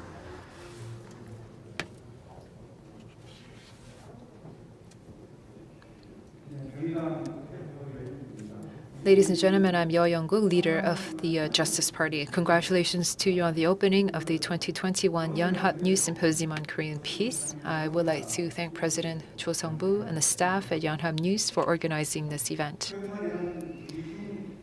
We are witnessing intensifying U.S.-China hegemonic competition, the COVID-19 pandemic, and the climate crisis. We are truly in the midst of an era of transformation, and the significance of peace on the Korean Peninsula has become more important than ever.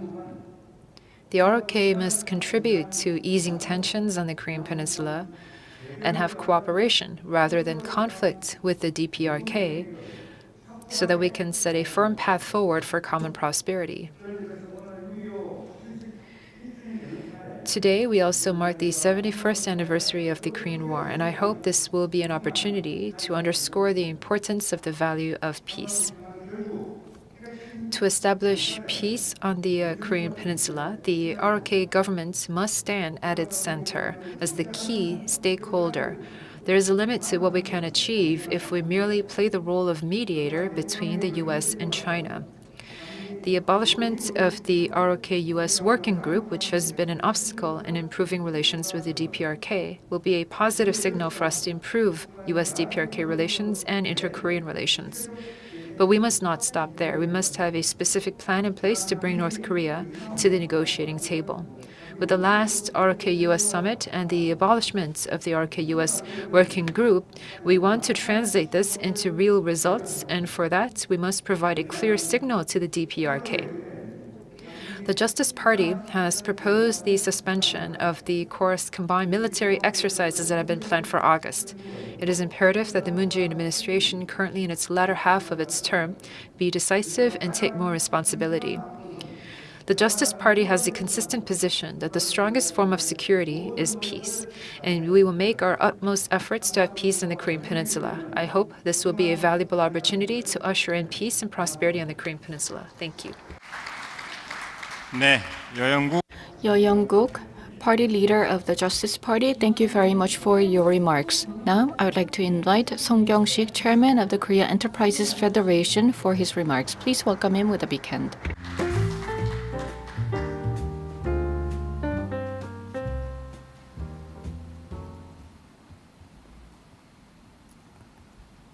제7회 한반도 I would like to take this opportunity to extend my congratulations to you on the hosting of the 7th Yonhapnews Symposium on Korean Peace.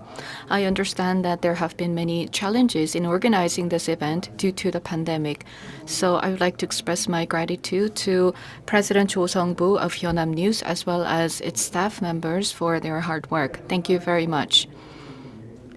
The theme of this year's symposium is the Biden era, building a peace regime on the Korean Peninsula and in the Asia-Pacific region, going beyond US-China tensions.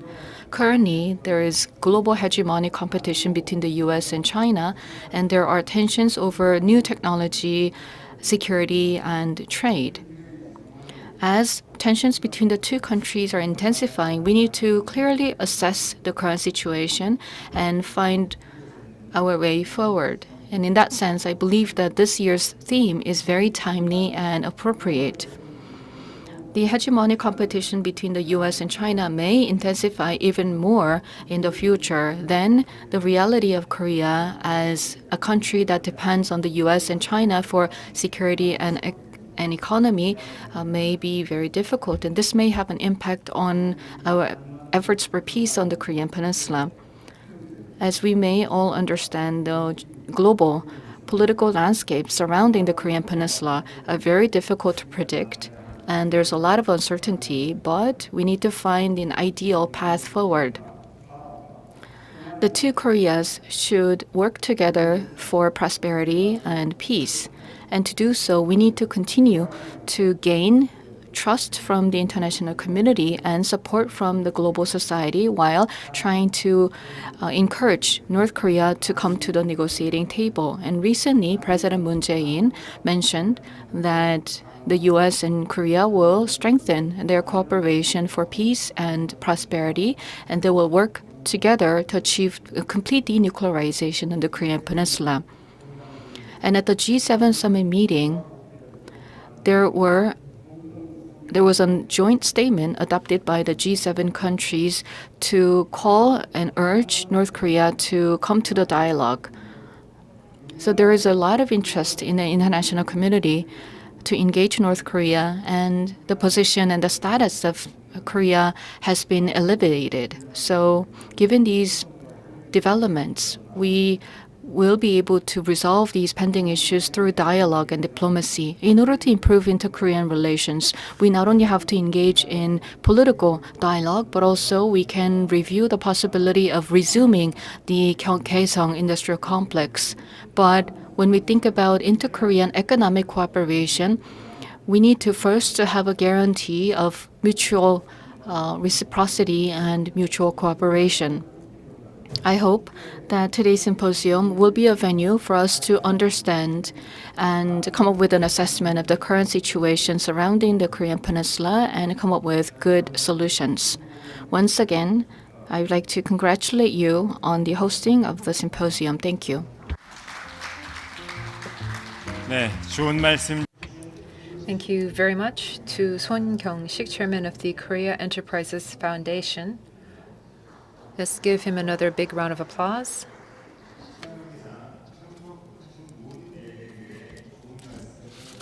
In the interest of time, we regret to say that we would not be able to hear the remarks of all of the VIPs in attendance here. With that, we would like to conclude our opening ceremony for the 7th Yonhap News Symposium on Korean Peace. Thank you to all the guests in attendance today and our online participants. Beginning at 12:50, we will hear the keynote speech of the Minister of Unification and Session 2. So we'd like to ask you to continue to stream us. Thank you.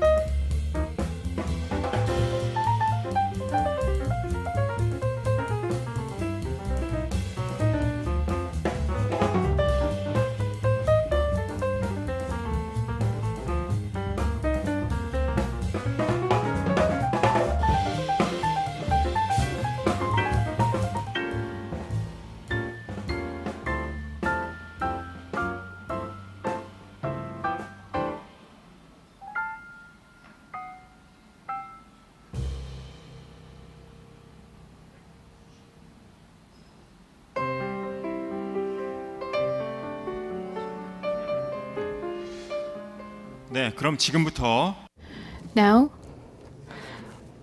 we would like to continue our symposium. I would now like to invite Minister Lee In-young of the Ministry of Unification. So, Minister Lee, please come up to the podium and please welcome Minister Lee with a big round of applause.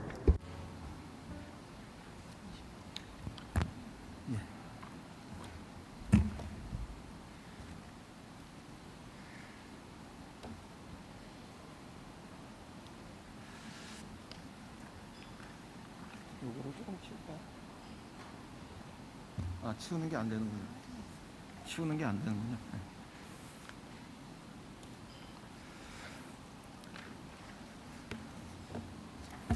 네, 여러분. Good afternoon, ladies and gentlemen. I am Lee In-young, Minister of Unification of the Republic of Korea. It is a critical time to make meaningful changes to promote peace and co-prosperity and coexistence on the Korean Peninsula. I believe that the symposium is very timely and meaningful. I'd like to extend my congratulations to the organizers. First of all, I would like to express my gratitude to President Cho Sung-bu of Yonhap News Agency and the staff for organizing this event and inviting me to this venue. I would also like to express my gratitude to the leaders of the U.S. Congress as well as experts on international relations for participating as panelists and presenters. I would also like to welcome all the audience who are both on site and watching this symposium online.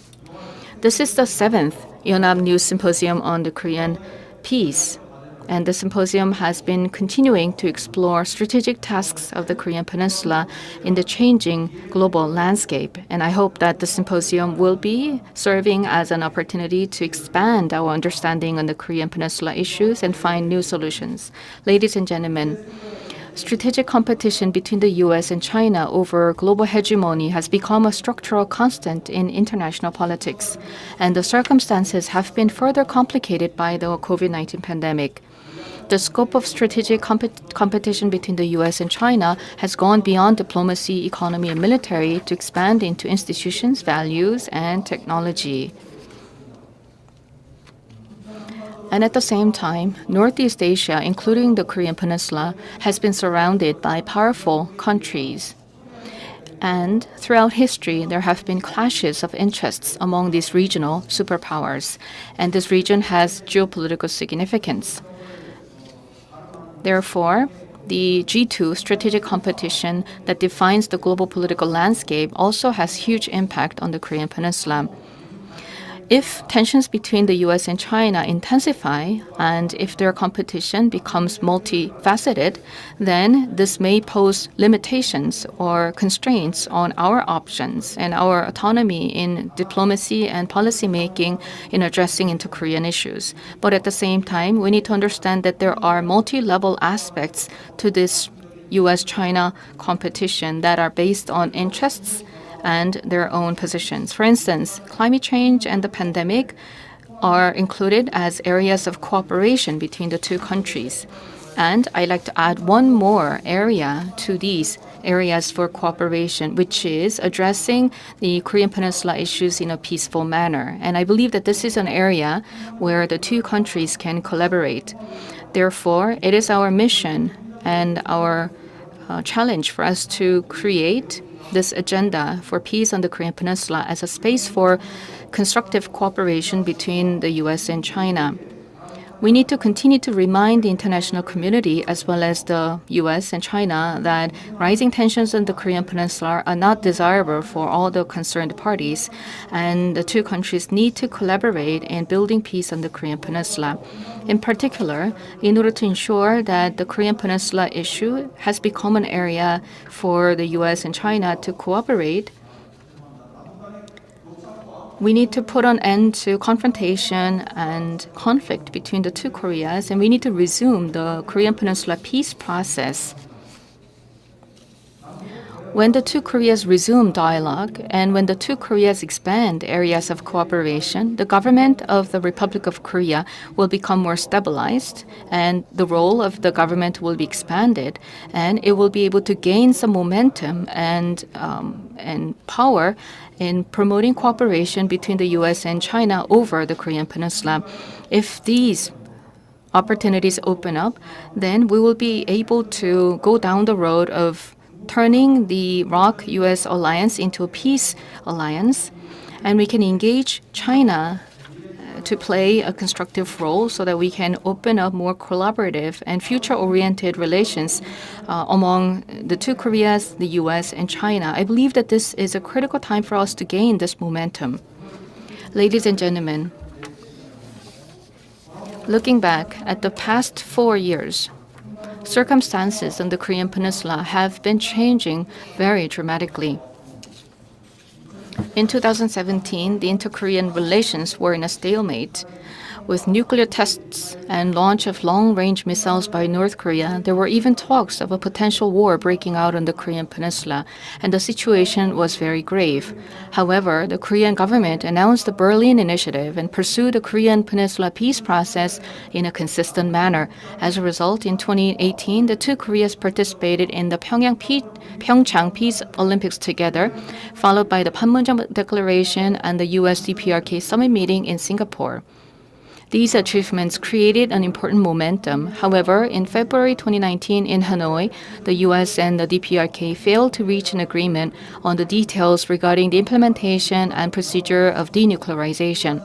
This led to the suspension of dialogue between the two Koreas and dialogue between the US and the DPRK. We were once again faced with a deadlock. In June 2020, North Korea destroyed the joint liaison office, which led to rising tensions in the Korean Peninsula. But fortunately, the situation did not get worse from there. With the inauguration of President Biden in 2021 in the US and the 8th Party Congress in the DPRK, we have just entered a new phase of observation and exploration. Since last year, I have been emphasizing that the first half of this year 2021, would be the most important time for the Korean Peninsula on several occasions. And now, I would like to offer a positive assessment that the three pillars that would determine the landscape of the Korean Peninsula have been well advanced. The first pillar is the position of the Korean government. We have delivered consistent policies and messages concerning North Korea. As you may know very well, in the middle of dramatic changes in the Korean Peninsula for the past 4 years, the Korean government has remained fully committed to promoting the Korean Peninsula peace process.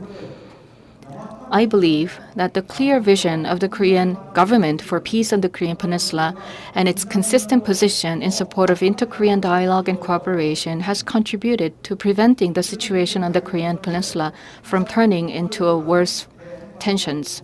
The second pillar is the policy approach of the Biden administration to resolve Korean Peninsula issues in a peaceful manner. At the recent summit meeting between the ROK and the US, the two leaders shared a common understanding that an incremental and pragmatic approach is needed to resolve the Korean Peninsula issues in a peaceful manner through dialogue and diplomacy. And the US has sent a clear message to North Korea by appointing the special representative for North Korea that it is open for dialogue. A few days ago, I met with Special Representative Song Kim, who visited Korea. And we shared a view that now is a critical time to start the dialogue process and that Korea and the US need to continue close coordination and active cooperation in the future. The third pillar is a new strategy and position expressed by the DPRK.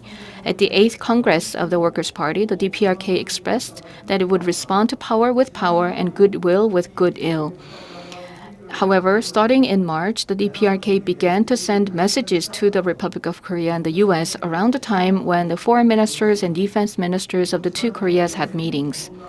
And it showed that North Korea started to explore and assess the situation. At the plenary session of the Workers' Party held last week, Chairman Kim mentioned the management of stable situation and mentioned of dialogue, indicating a more flexible position of the DPRK. Kim Yo-jong, Deputy Director, has a meeting and although we cannot foresee how this outcome may play out for now, I do believe that there might be some changes that come out in the future. And ladies and gentlemen, in the midst of the changing political landscape that I mentioned before, we are witnessing a firm commitment to dialogue between the ROK and the US and more flexible attitude from the DPRK. So we are facing a transition that is favorable to us.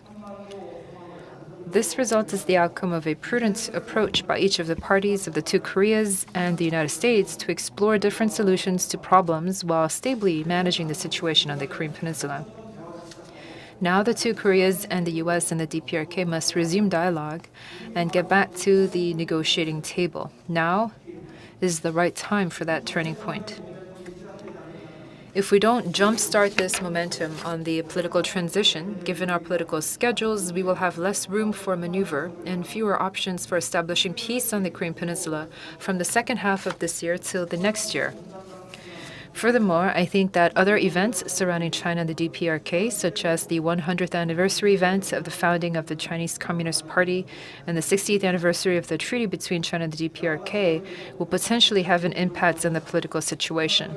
As dialogue gets delayed and a stalemate gets more prolonged, there is the possibility that we will see tension on the Korean Peninsula. For us, we have to be more proactive in situation control and engage in preemptive measures and efforts to promote the restoration of inter-Korean relations and dialogue between the US and DPRK. Above all, the most urgent task is to restore the contact channels between the two Koreas and resume inter-Korean talks. We have a video conferencing system in place and thorough COVID-19 precautions so that even in the midst of a pandemic, we can safely resume dialogue with North Korea when the situation presents itself. If talks between the two Koreas can be resumed, then we can have rapid restoration in inter-Korean relations by making progress on those areas of exchange and cooperation that have been disconnected, including areas of mutual interest for the two Koreas. After that, we can restore the contact channels between the two Koreas and explore constructive ways to have stable inter-Korean dialogue. Our second task is to realize our initiative of a Korean Peninsula biosafety community that includes welfare, medicine, disaster management, and climate change. Particularly when it comes to climate change, this is the Biden administration's key focus and challenge for global collaboration. Therefore, this is a new area of opportunity for the two Koreas where we can think of creative approaches for. We can also think of forestry cooperation, cooperation in new and renewable energy, carbon neutrality, as well as other areas in different industries.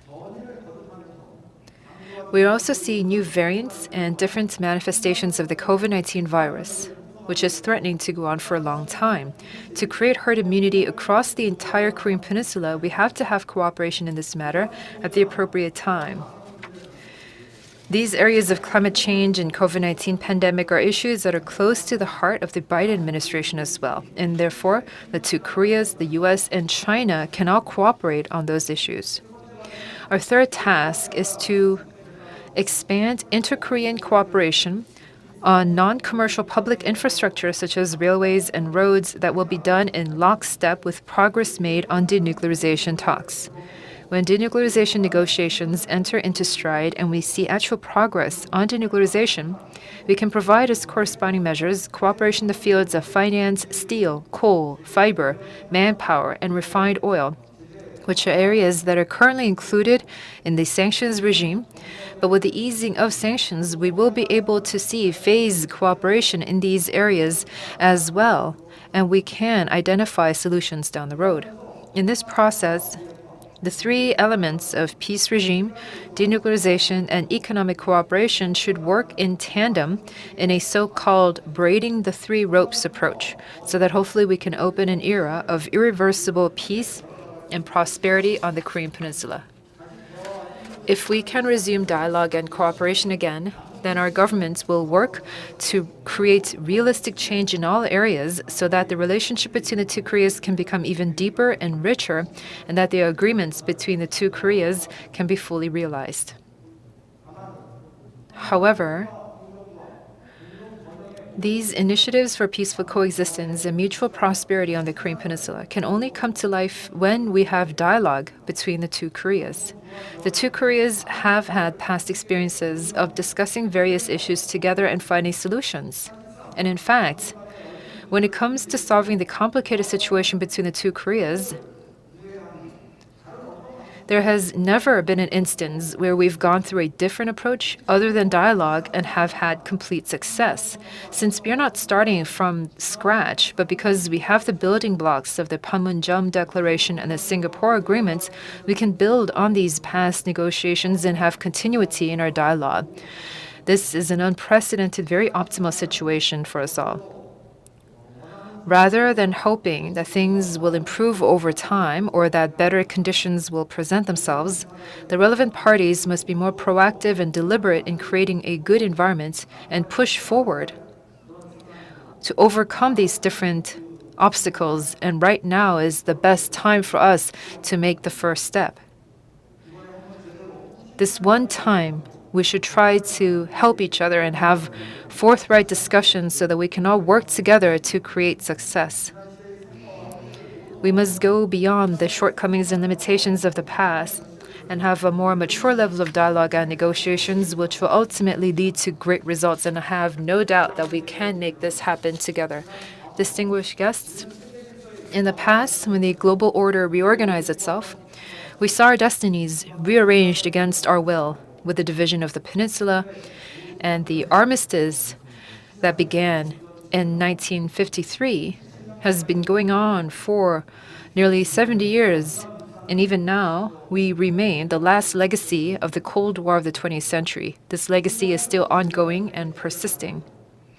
In light of the strategic competition between the US and China, we must once again grab the initiative for peace in Northeast Asia and head towards a new path of peace and unification for the Korean Peninsula and peace and prosperity for Northeast Asia. Either that, or we will be mired in the strategic competition and become a permanently divided nation and return to the Korean Peninsula and Northeast Asia of the neo-Cold War order. I truly believe we are standing at a crossroads. Restoring inter-Korean relations and resuming the Korean Peninsula peace process will create a peace structure on the Korean Peninsula, and it will also create a driving force for the two Koreas to become better partners in Northeast Asia, so that we can proactively pioneer the destiny of the Korean Peninsula together with the international community. Currently, the political landscape is very fluid and will continue to change. A new order and a new arena are being formed. But at this time, our government will take the lead through the entire process leading to peace and prosperity for the two Koreas, to overcome confrontation and conflicts in the Korean Peninsula and go towards dialogue and cooperation. Through this symposium, I hope we can have a valuable exchange of insight and identify the path towards a brighter future for the Korean Peninsula amidst these significant changes in the political landscape. I would like to thank the hosts and the organizers once again for working so tirelessly to prepare for this meaningful event. And I hope for continued success of the Yonhapnews Symposium on Korean peace. I would like to conclude by saying that today we mark the 71st anniversary of the Korean War. We pay tribute and our deepest respects to the fallen soldiers, the heroes who sacrificed their lives to protect our country. The governments will honor their wishes and expand the project of unearthing the remains of fallen soldiers as an inter-Korean and international cooperative project so that every last one of those fallen heroes can be returned to the arms of their loved ones. Thank you for your attention. 네, 기조연설을 해주신 Thank you very much, Minister Lee. Please give him another big round of applause. 네, 다음은 2020 Thank you very much. Next, we are going to begin session 2 of the Yonhapnews Symposium on Korean peace.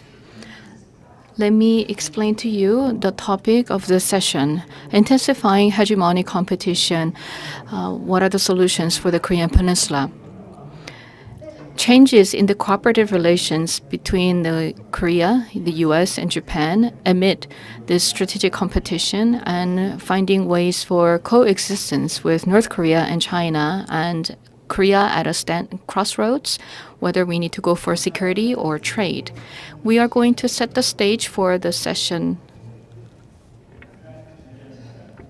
So please understand that it will take some time for us to reorganize the stage. Thank you.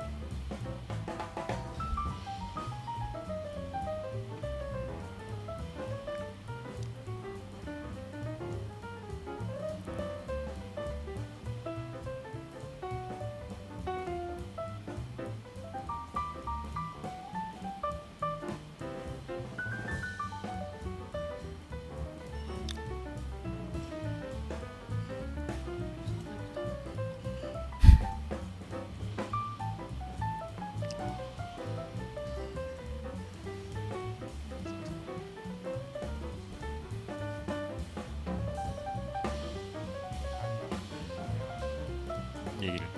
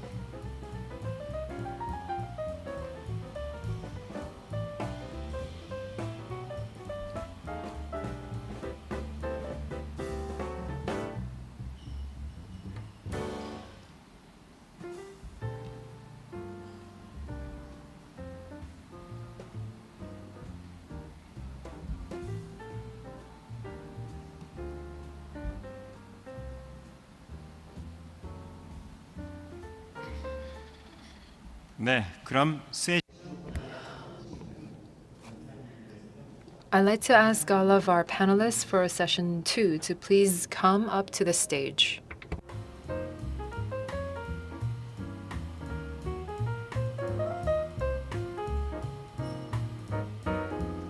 네, 이번 세션의 사회는 최강 This session will be moderated by Choi Kang, VP of the ASEAN Institute for Policy Studies. We'd like to invite Professor Kim Han-kwon of KNDA, Chung Sung-jang of the Sejong Institute Center for North Korean Studies, Son Soo-duk of KOTRA, and Professor Park Won-gun of Ewha Women's University to the stage. They will be our panelists. Please give them a big round of applause. 네, 세션 2 진행을 I would like to hand over the microphone to Choi Kang, Vice President of ASEAN Institute for Policy Studies. He has been at the KNDA, heading the Security Studies for the Americas. Now I'd like to ask Choi Kang to moderate session 2. Thank you very much. My name is Choi Kang, the Vice President of ASEAN Institute for Policy Studies. I'd like to thank the hosts for inviting me to the 7th Yonhapnews Symposium on Korean Peace, and to have experts from their respective fields here today to lead this discussion is a great privilege for me. I think that the CVs of our panelists are all here in the booklets that have been provided to you, so I will not go through them each in turn. I would like to ask our presenters to please keep within the time limits of 10 minutes and keep them even shorter if you can, to have more time for discussions.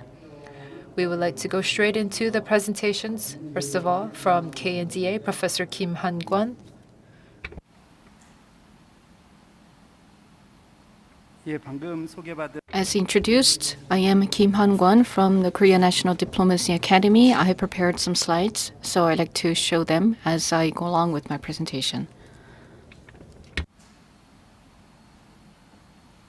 예, 오늘 미중 Today, we're discussing the strategic competition between the US and China and what Korea needs to do to open its way forward. I studied China in international politics, so I may not be able to contribute to issues on Korea's relations with the US, but I would like to mention what Korea can do in charting its way forward given the strategic competition between the US and China, so that we can secure enough authority and power in maneuvering through the international politics. In my view, I do not see the strategic competition as a Thucydides trap or any other theory, but I believe that this is basically a competition over international norms, and this is something that we need to remember as we plan our ways. If this is the basic recognition, then we need to move away from strategic ambiguity or working with the US for security and working with China for economy. We need to discuss our shared values and identity and our national interests and develop our strategies. And in addition, we need to improve our relations with Japan, and we need to collaborate with Japan in terms of North Korean policies and other economic cooperation. And finally, if this is the case, then we may see some increasing tension with China in the short term. So we need to accept the limited damage to our diplomacy toward China, and we need to strengthen multilateral diplomacy. A lot of people are talking about hegemonic war and Thucydides trap. And these are the kinds of scholars that came up with these theories, and scholars that are arguing for offensive realism have further accelerated these perceptions. And a book titled Destined for War was published, where Thucydides trap was discussed once again in anticipation of tensions and wars. But I'm talking about the strategic competition between the US and China, because now we have second-generation theories that try to explain the strategic competition. For instance, there's this scholar who's saying that the hegemonic powers may not bother other countries that are under such hegemony. So we now can see a change in the discourse. And this was the theory by the first generation scholars. For instance, the ruling country, the US, has hegemony and it has power to change and revise international norms that will be in line with their own interests. Currently, the U.S. is the strongest country in the present, but then the U.S. will continue to increase its dominant power, and the other countries will have to follow this country. And the gray area represents discontent, and the white areas represent consent and satisfaction. And within these changes in the ranking, some countries were able to benefit from the hegemony displayed by the U.S., while other countries may have some dissatisfaction. But many political science researchers oppose to this approach. If the U.S. continues to increase its power, will it be true that the U.S. is very satisfied and the China is not satisfied? But that's not true, because China has been quite successful in taking advantage of the international norm, which was developed by the U.S. In this situation, the Thucydides trap argument was proposed.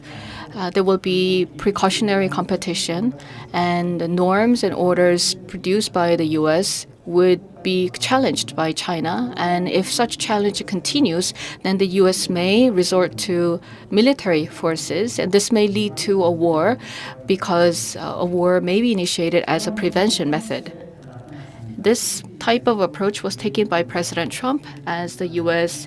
left the TPP, UNESCO, and UNHRC. And the U.S. also stated that it was going to leave the WTO, which the U.S. created. On the other hand, China has been a leader in many international organizations, especially 4 of the UN organizations. And China has been leading the global effort to respond to climate change. And there was a big mistake made by President Trump. The President Trump thought that the U.S. was strong enough to put pressure on China to make China conform to U.S. positions. But later, President Trump thought that this was a mistake and began to strengthen the U.S. alliance with partner countries. And the gap that has existed during the President Trump administration has been tried to be fulfilled by President Biden. Now, human rights and democracy are shared values of the Western countries, and they try to build values-based alliance. But at the same time, they are discussing their positions and interests in the changing global landscape. And there was an interesting argument last year that the U.S. would try to emphasize its relations with allies and partner countries that account for more than 50% of the global economy. And 20-something percent is the U.S., and Japan is 5%, and China is 16%. And there are more than 100 countries that account for 23% of the global GDP. So these are top 20 GDP countries. And most of these countries recognize China as their number 1 trading partners. So once again, you can see that countries work with China for economy and trade, and they work with the U.S. for security. And the U.S. wants to build its economic presence. So if you have top 10 countries in terms of GDP, 8 countries excluding China, then they account for 48%. And Spain, Australia, Mexico, the Netherlands, and Switzerland, they account for 60% of the global GDP. And in order to overcome this limitation, China came up with different initiatives, such as the RCEP. And if this approach is taken by China, then many countries that are between the U.S. and China will have to strategically think their positions. And Russia and Pakistan and some countries may go closer to China, but the balance may be broken. And here, many other countries are siding with the U.S. in terms of these changes. And in this landscape, Korea will have to think about changing trade environment and strategic competition landscape, and we need to refer to the cases of India, Japan, and ASEAN. EU has been proposing the digital tax and has been utilizing its leverage over China so that they can increase their interests. India has joined Quad so that they have secured their position for medicine and manufacturing, and Japan has been implementing more selective policies in order to protect its economic interests from China and is trying to increase its position in Asia. Korea needs to move away from strategic ambiguity so that we would not repeat the same mistake of the THAAD situation in the past. And we need to see how new global norms are being formed and what would be our strategic interests. And we will have to talk to China and the US based on our shared interests. And in this process, we need to overcome this image of Korea being a weak linchpin. Dr. Chung Park mentioned that trying to loosen the linchpin is an approach of China to South Korea because China wants to weaken the position of Korea in relations to the U.S. So this is a direction of China's policy towards South Korea. This is what we need to take into account. And regarding Korea's relations with Japan, this is very important in addressing the Korean Peninsula issues and also addressing China. And in doing so, we may suffer from some limited damage to our relations with China, but at the same time, we need to continue to show the international community what our values are and what our interests are. Thank you very much. 좋은 발표 제가 질문이 몇 가지가 있는데 I do have some questions regarding the presentation, but I will ask them later on. We will now like to go straight to the second presentation. Chung Sung-jan, the director of the Center for North Korean Studies at Sejong Institute.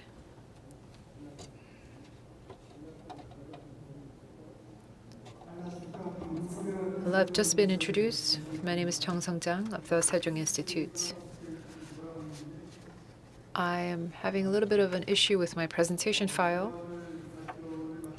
Today, I would like to discuss the U.S.-China hegemonic competition, Korea's diplomacy, security, going beyond the complex of a small country.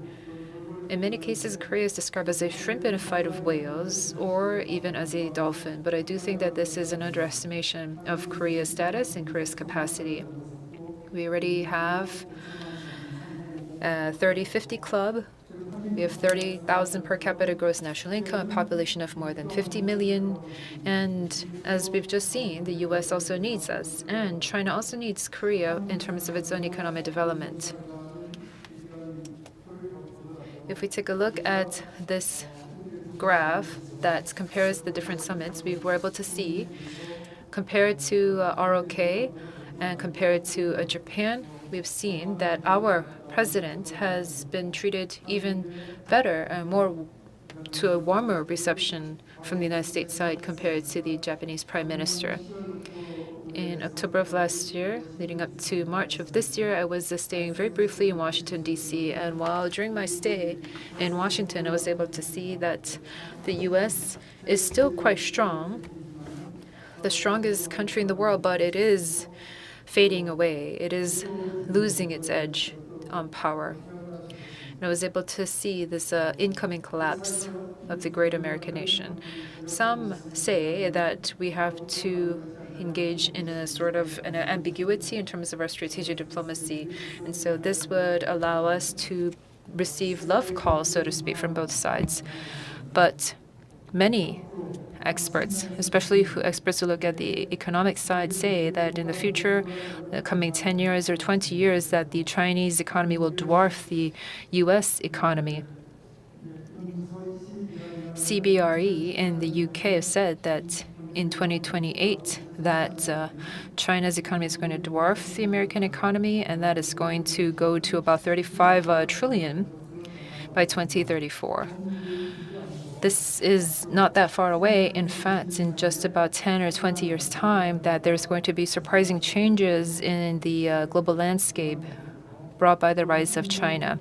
And already with India in 2026 that it is going to go beyond Japan and become the world's third largest economy. The world within just 10, 20 years' time is going to change from a unipolar system to a multipolar system. And that is the transition that we're going to see in the future. So right now, we should not just focus on the immediate short-term interests, take a longer-term approach to engage in diplomatic efforts towards our neighboring countries and the major nations. Strategic communication with the United States is very important for us, but we cannot rely solely on the U.S. And this is what I've noticed in Washington, D.C. And if you go to Washington, D.C., there aren't many experts who can read Korean. Victor Cha, who is one of the most influential experts, is not completely fluent in the Korean language. And if we look at some of his statements as well, it said that North Korea is going to collapse after Kim Jong-il's death. And this time around, he has also said that North Korea will lose its control on nuclear weapons and the nuclear system. And this does not make complete sense. There are still many experts in the United States who lead the consensus, and these are doomsayers about the North Korean regime who do not completely understand the realistic picture of the DPRK, so that is why ROK must take more of a lead. We shouldn't just keep staying back, because given our rise in our economic status, we have to take more of a lead, and we have to rise to the challenge. As a middle power, as a stronger middle power, so we have to promote the necessary diplomatic and strategic approach. The ROK government continues to believe that cooperation with the United States is very important, and that it's going to mediate talks between the U.S. and DPRK. However, many experts have said that there cannot be denuclearization without the support of China, and in fact, DPRK denuclearization is close to impossible. Therefore, for us to resolve the denuclearization issue, that we have to get rid of the deep-rooted mistrust and antagonism, that the U.S. and DPRK dialogue is not enough, that the ROK and China must also participate in this process to facilitate the U.S. DPRK process and come up with an alternative that is satisfactory to all sides. For denuclearization and peace regime have to go in tandem together, and so four-party talks are necessary to have a more substantial progress. The liberal government think that this is a U.S. DPRK issue, but the DPRK denuclearization issue is not just a U.S. DPRK issue, but it is directly tied to Korean and Chinese security. So then this leads to the question of whether China is going to cooperate in this issue. China does not want hegemonic competition to become more intensified, as it is currently weaker of the two, and so it is looking at Iran and North Korean issue and climate change as ways for cooperation. China has maintained the position that we should go towards a six-party talks system or four-party talks. In the past, they've been more talking about six-party talks, but this year they've been placing more of an emphasis on four-party talks. Chinese think tanks and Chinese experts have all emphasized the importance of four-party talks, and Joseph Yun, the former special envoy, has also said that in a four-party talks that ROK and China should play a bigger role. The U.S. can provide the carrot and sticks necessary. And Kim Yeon-chul, former Minister of Unification, has also said something similar. The two-year empty position has been filled recently by China. In April, Ryu Xiaoming, the special envoy on Korean Peninsula affairs. So now we have all special representatives or possible special envoys in place to have a possible four-party talks. So we do have the people in place to have a possible four-party talks happen. Rather than go directly into a six-party talks, it is more desirable to begin with a four-party talk structure and expand that to six parties, because Japan is arguing for CVID, which is heavily opposed by North Korea, and also the abolishment of short-range missiles as well. So if we were to participate Japan early on, there's going to be much difficulty. When there's progress made as four-party talks, then we can expand that to six-party or possibly seven-party talks. If China wants to lead the talks, but this is opposed by the US, then maybe we can include Mongolia and have a possible five-party talks and expand that to six or seven-party talks. We should be able to realize denuclearization of the Korean Peninsula, but unfortunately, multiple experts have said that DPRK denuclearization is almost impossible. And if that really is the case, what is our alternative? And this is what we must think about. Even if we cannot become a nuclear-armed state, the missiles that we can have integrated operation of the missiles. All of our Navy, Army, and Air Force, they have missiles, but this is not being integrated. And with the missile treaty coming to an end recently, perhaps we can have more of resources and budget diverted to space exploration. And perhaps this could be an alternative for collaboration that's integrated management and operation of the missile systems that are scattered across the different branches of the armed forces that the government tried to look at but failed. Perhaps the building of a strategic command, an overarching integrated strategic command. And also being more effective in the utilization of the armed forces would be good in terms of inter-Korean cooperation. Just briefly on a proposal of a three-stage denuclearization solution. With the denuclearization roadmap, I know that there are many different options that have been presented, but Dr. Hacker in 2018 have made this proposal that I think is most persuasive. And Dr. Hacker focused on what DPRK should do, not necessarily on what the international community must do.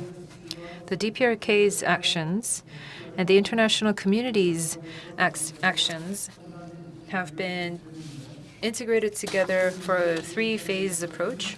And the first stage is the freezing of the nuclear program, inspections in the Yongbyon facilities, minimization or suspension of ROK-US joint military exercises, lifting of certain sanctions, contact and liaison office. So these are some areas that we could think about. And in the second stage, which is expected to take about 3 years, a 5-megawatt nuclear reactor, participation in the NPT, and convert to nuclear facilities to peaceful use, joining the MTCR, signing an interim agreement to turn the armistice into a peace treaty, lifting additional economic sanctions, and the exchange of economic envoys, and etc. And the third phase, which is the last phase, which will take about 5 years, will include North Korea's nuclear weapons removal or verification, nuclear test ban, removal of uranium and plutonium,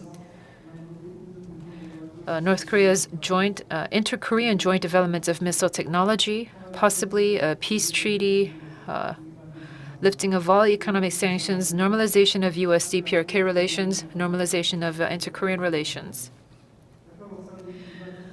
Dr. Hacker has proposed this roadmap, but this is a 10-year roadmap according to him, but this could also be longer, take more time, depending on the circumstances. Dr. Chung, can you please wrap up within 1 minute? Yes, I will finish in 30 seconds. So COVID-19 and disease control and humanitarian aid assistance are very important, but we should have a broader roadmap in mind to engage in close coordination with the U.S.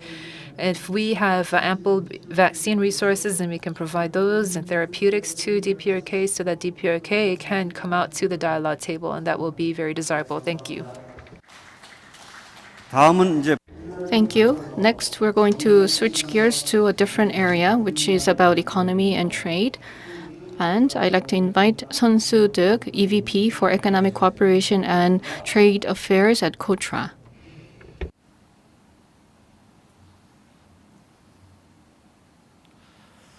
안녕하십니까. Good afternoon, ladies and gentlemen. I am Son Soo-do, Executive Vice President for Economic Cooperation and Trade Affairs. In my presentation, I'd like to discuss the recent economic and trade policies of the Biden administration and their implications. First of all, I'm going to give you an assessment of the China policy of the Biden government for the past 5 months, as well as sanctions on China and China's responses and implications. You can refer to the remarks by these two experts regarding the Biden government's China policies. First of all, Dr. Dollar said that when we look at the China policies for the first 100 days of the Biden administration, among 3 C's, competition, confrontation, and cooperation, the China policies have leaned towards confrontation. And Mr. Campbell mentioned that the key and dominant paradigm between the U.S. and China will be competition. So under the Biden government, you can see that there's a lot of emphasis on competition. The USTR announced the 2021 comprehensive agenda for China, and you can see the priorities of the U.S. government. When we look at the content, first of all, the U.S. is determined to responding to unfair trade practices of China by utilizing all the available resources, and they also want to expand their sanctions and regulations on labor and human rights issues. And also they want to work closely with allies to pressure China to conform to and comply with trade obligations. So it means that the U.S. wants to continue to put pressure on China, and you can see that this is a plus alpha from the Trump administration. Since the integration of the Biden administration, you can see that they have inherited policies from the Trump government. Section 301 tariffs have been maintained, and the currency tariff system, which was initiated by President Trump, are expected to be utilized by President Biden as well.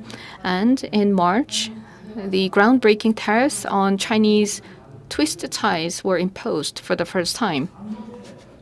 And for semiconductors and 5G and supercomputing and AI, these are the high technology areas, and there will be stricter export control. In April, 7 institutions related to supercomputer within China have been added to the entity list, and at the Commerce Department, they are now updating their regulations and lists on prior export permission. And the Holding Foreign Companies Accountable Act that was signed by President Trump will soon be entered into force. So it means that when foreign companies are not able to prove that they are not under the control of any government authority, they are not able to list their companies in the U.S. exchanges. This measure taken by President Trump has been even strengthened by President Biden.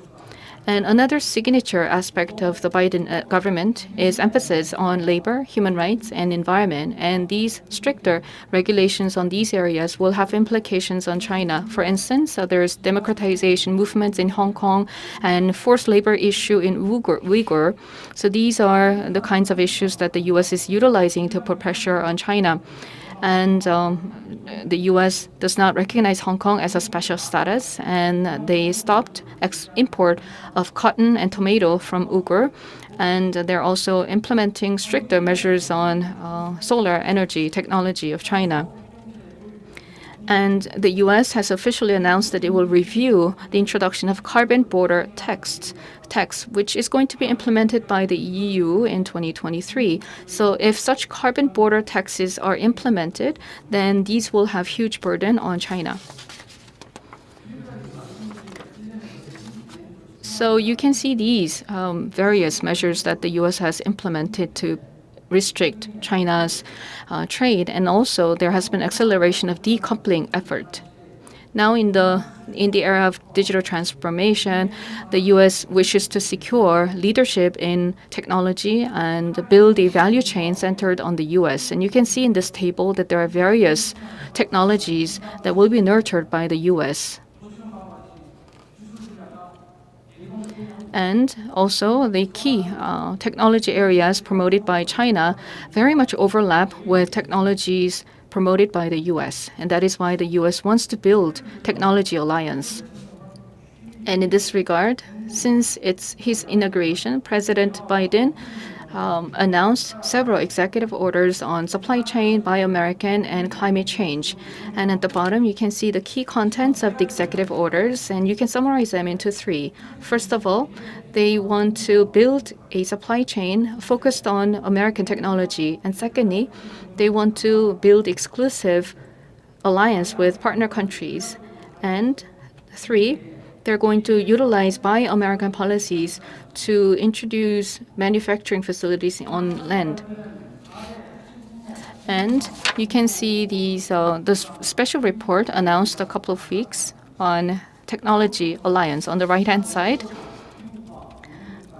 you can find that there are many specific examples where the U.S. tried to strengthen its alliance with partner countries, including the U.S., including Korea. And so there was the summit meeting between the U.S. and Korea, the Quad summit meeting, the summit between the U.S. and Japan, and the meeting with the EU. So as you can see in these activities, the U.S. will continue to strengthen its partnership with allies. As I mentioned, to gain leadership in technology, the U.S. is pursuing digital trade agreements actively. There was only one chapter in USMCA, but together with Japan, the U.S. has signed a separate digital trade agreement. This digital trade agreement is an effort to make digital standards of the U.S. as global standards. And I believe that this type of treaty will be expanded even further. And at the Congress of the U.S., the U.S. Innovation and Competition Act is going to be initiated. At the Senate, the U.S. Innovation and Competition Act has been passed, and this is the key content of this bill. This is about promoting R&D on semiconductor and other state-of-the-art technology, and it's going to expand Buy America initiative. And at the House of Representatives, there is also bipartisan understanding of the need for such bill, and we expect that this bill will be passed ultimately in August this year. Now, what is the response of China? China's response has been limited. During the pandemic, the Chinese economy started to recover, and the Chinese government needs to stabilize its economy. So its responses to the U.S. policies has been rather limited. In addition, China is also trying to build its domestic market and innovate technology so that China can have sufficient, self-sufficient supply chain within its country. And by 2035, they will nurture 7 state-of-the-art technology and science areas, and this is according to the 14th five-year plan of China. As you can see, there are very comprehensive competitions and confrontations between the U.S. and China in many different areas, and these will have huge implications on the Korean Peninsula. Because Korea has deep and very close relations with both the U.S. and China, the strategic competition between the two countries has implications on our economy, diplomacy, and security. Now, in this situation, we need to also understand that there are changes in the paradigms of industries and trades, and we need to continue to monitor the situation and understand the landscape. And as I mentioned previously, now the U.S. and China are trying to build their own supply chain to maintain technology hegemony. And there are many advanced Korean companies, and they need to be able to participate in these supply chains in a more competitive manner. But at the same time, we need to understand that there may be situations where we need to choose between the U.S. and China, or technology decoupling can be a burden on our companies. China is trying to boost its domestic demand, which is also can offer opportunities for Korean companies because there are many infrastructure projects. In the past, China, we mainly focused on exporting intermediate goods, but we may also need to go into China to tap into their domestic demand. And at the same time, we need to be prepared because China is trying to build its own supply chain. Thank you. 감사합니다. Yes, thank you very much, Executive Vice President. Next, we'd like to hear from Professor Park Won-gon.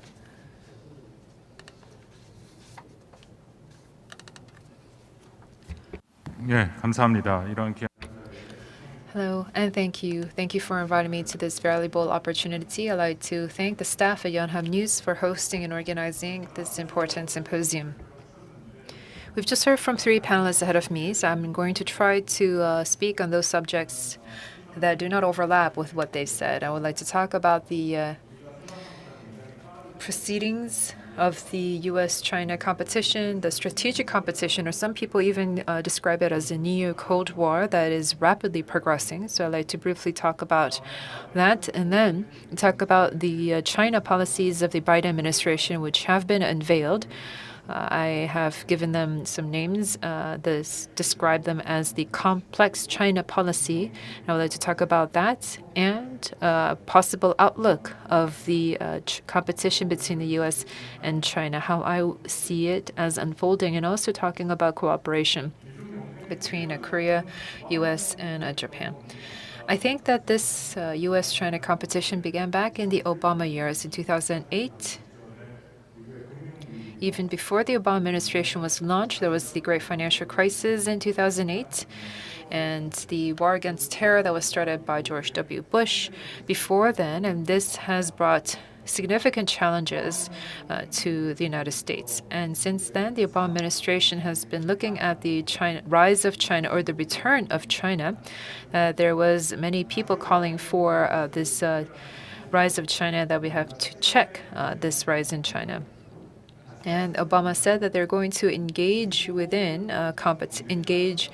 a competition, that they're going to see China as a competitor, but only within the international order. So that is to speak a liberal economic order that the U.S. has made, that China will be allowed to compete in this order as a responsible member of the international community. And this was the basic and primary policy agenda of the Obama administration, that they're going to lead to more economic mutual interdependence with China in terms of the economy and with the military.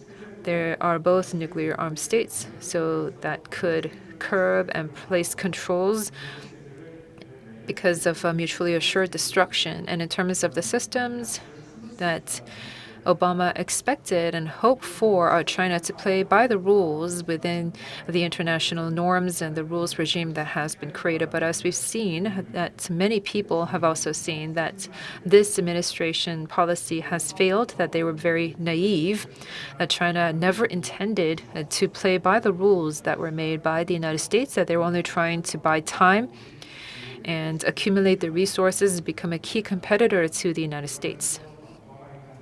Obama administration engaged in various different measures, and China criticized these different measures. China was trying to make use of their advantage by participating in the international society, and Xi Jinping's rule became more of an authoritarian rule. And there was also, in terms of the military, that China has also tried to expand their military reach. And one of the most serious concerns is that the international order that the United States has shaped, that China is trying to create its own unitary order that could possibly replace the U.S.-made order, that China has revealed its ambition to be the ultimate hegemony in the world, primarily with One Belt, One Road, which has been discussed at length at the G7. And also what Xi Jinping has said, that this is a one world, one humanity, one common destiny. The Trump administration tried to withstand against this, but their policies were inconsistent and unpredictable, and Trump, as a president, was trying to do this solo by himself.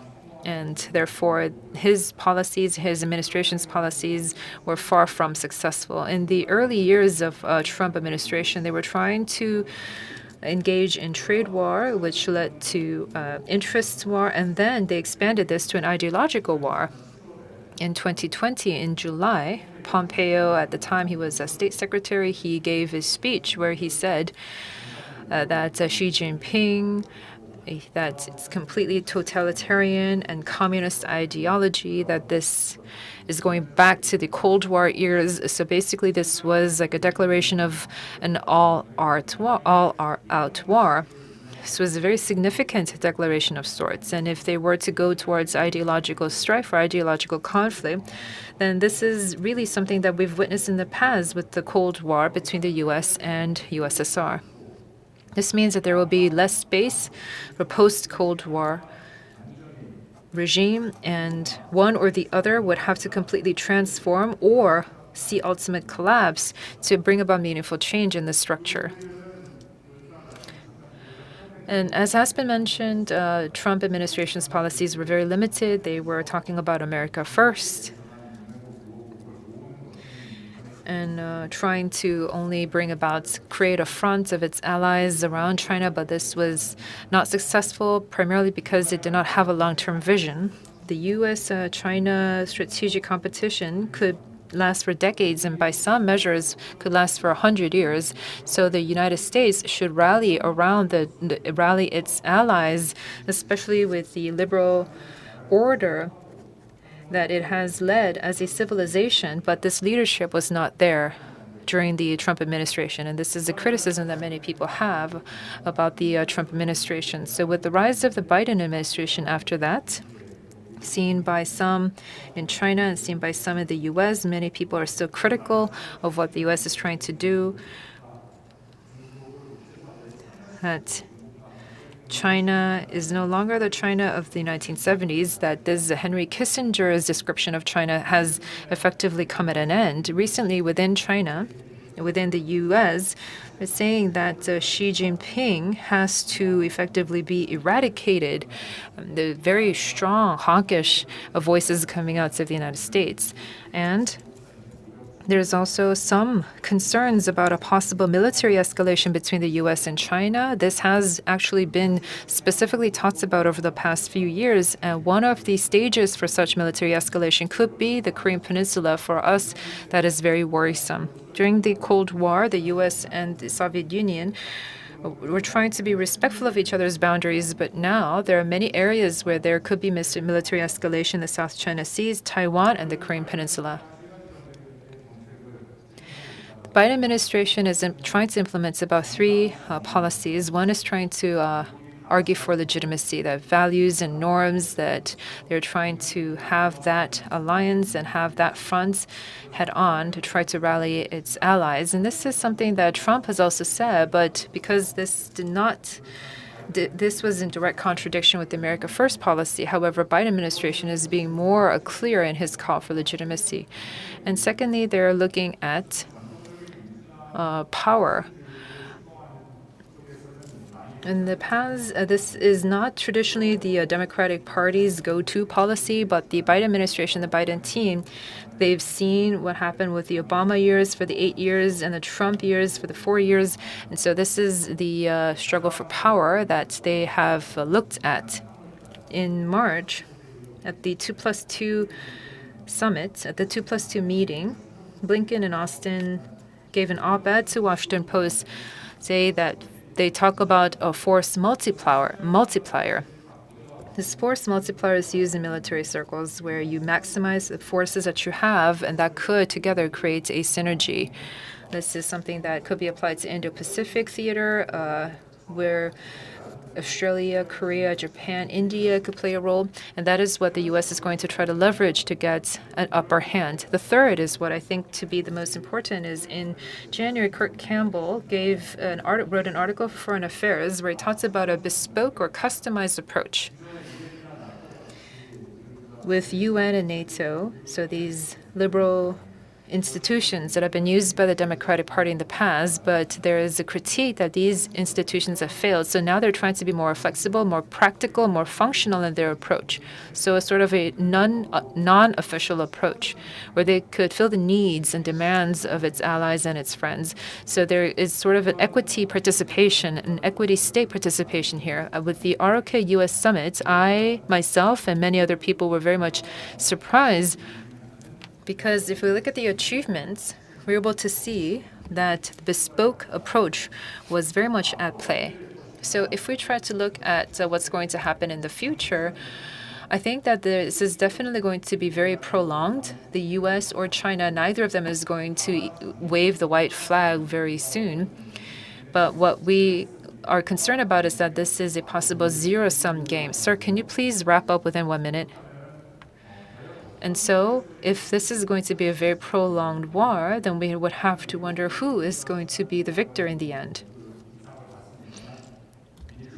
We've seen that there were challenges made to democracy in the past. If this democracy can be restored properly, then the U.S. can continue to execute its role as a leader in the global order. But for China, I think that there is a structural limitation for China. There is the issue with Taiwan and with the issue with Hong Kong, we've all witnessed.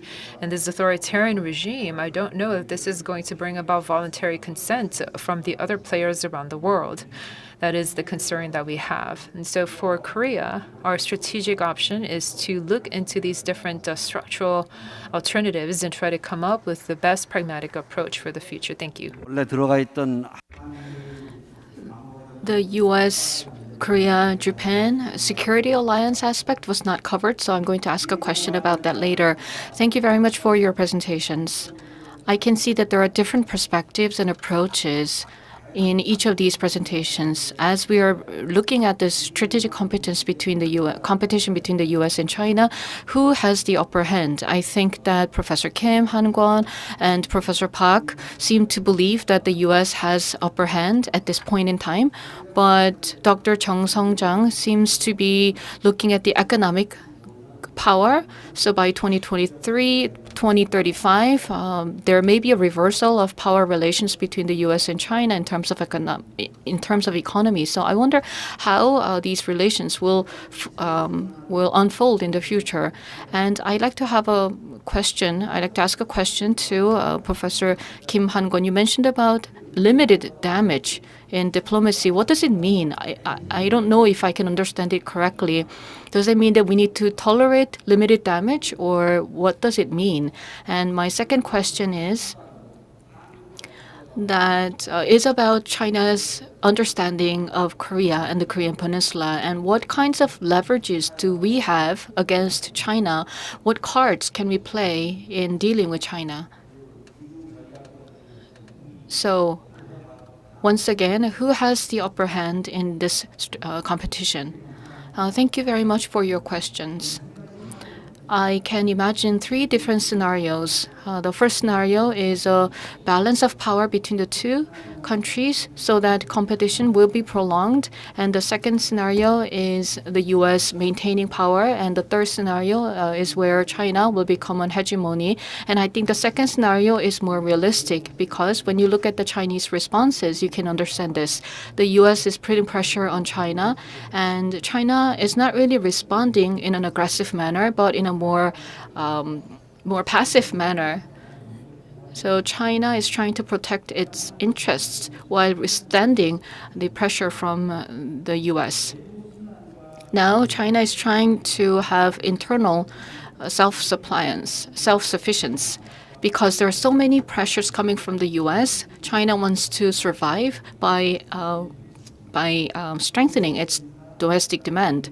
Now, moving on to military and domestic affairs, I don't know if I will have another chance for intervention, but China has been emphasizing mobilization of its internal resources, and they may continue to be more passive and defensive in responding to the policies of the U.S., and this may represent the reality of China. So personally speaking, I think that the U.S. has upper hand.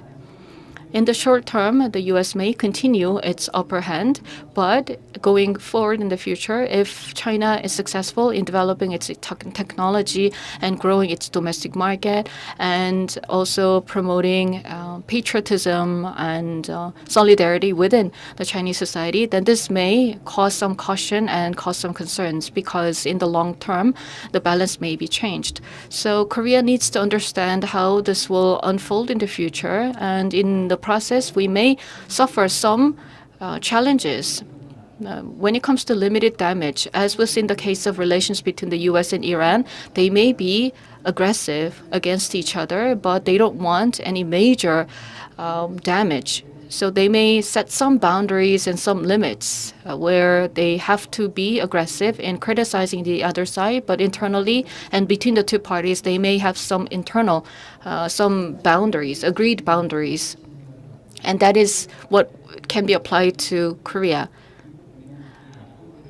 China still believes that Korea is a weak linchpin in the U.S. alliance. And secondly, when we look at the trade and economic relations, China has to be self-sufficient in its technology, and there's a need for China to utilize Korea's capabilities. So in that sense, for very sensitive issues, we may implement some proactive measures that may incur some limited damage to diplomatic relations between Korea and China, but still this is something that we can tolerate by having prior consultations with China. So domestically, China may have to show off strong position against Korea, but then there may be some internally agreed limits between the two Koreas. So in that sense, I think that we can tolerate some limited damage to its diplomatic relations with China. Thank you.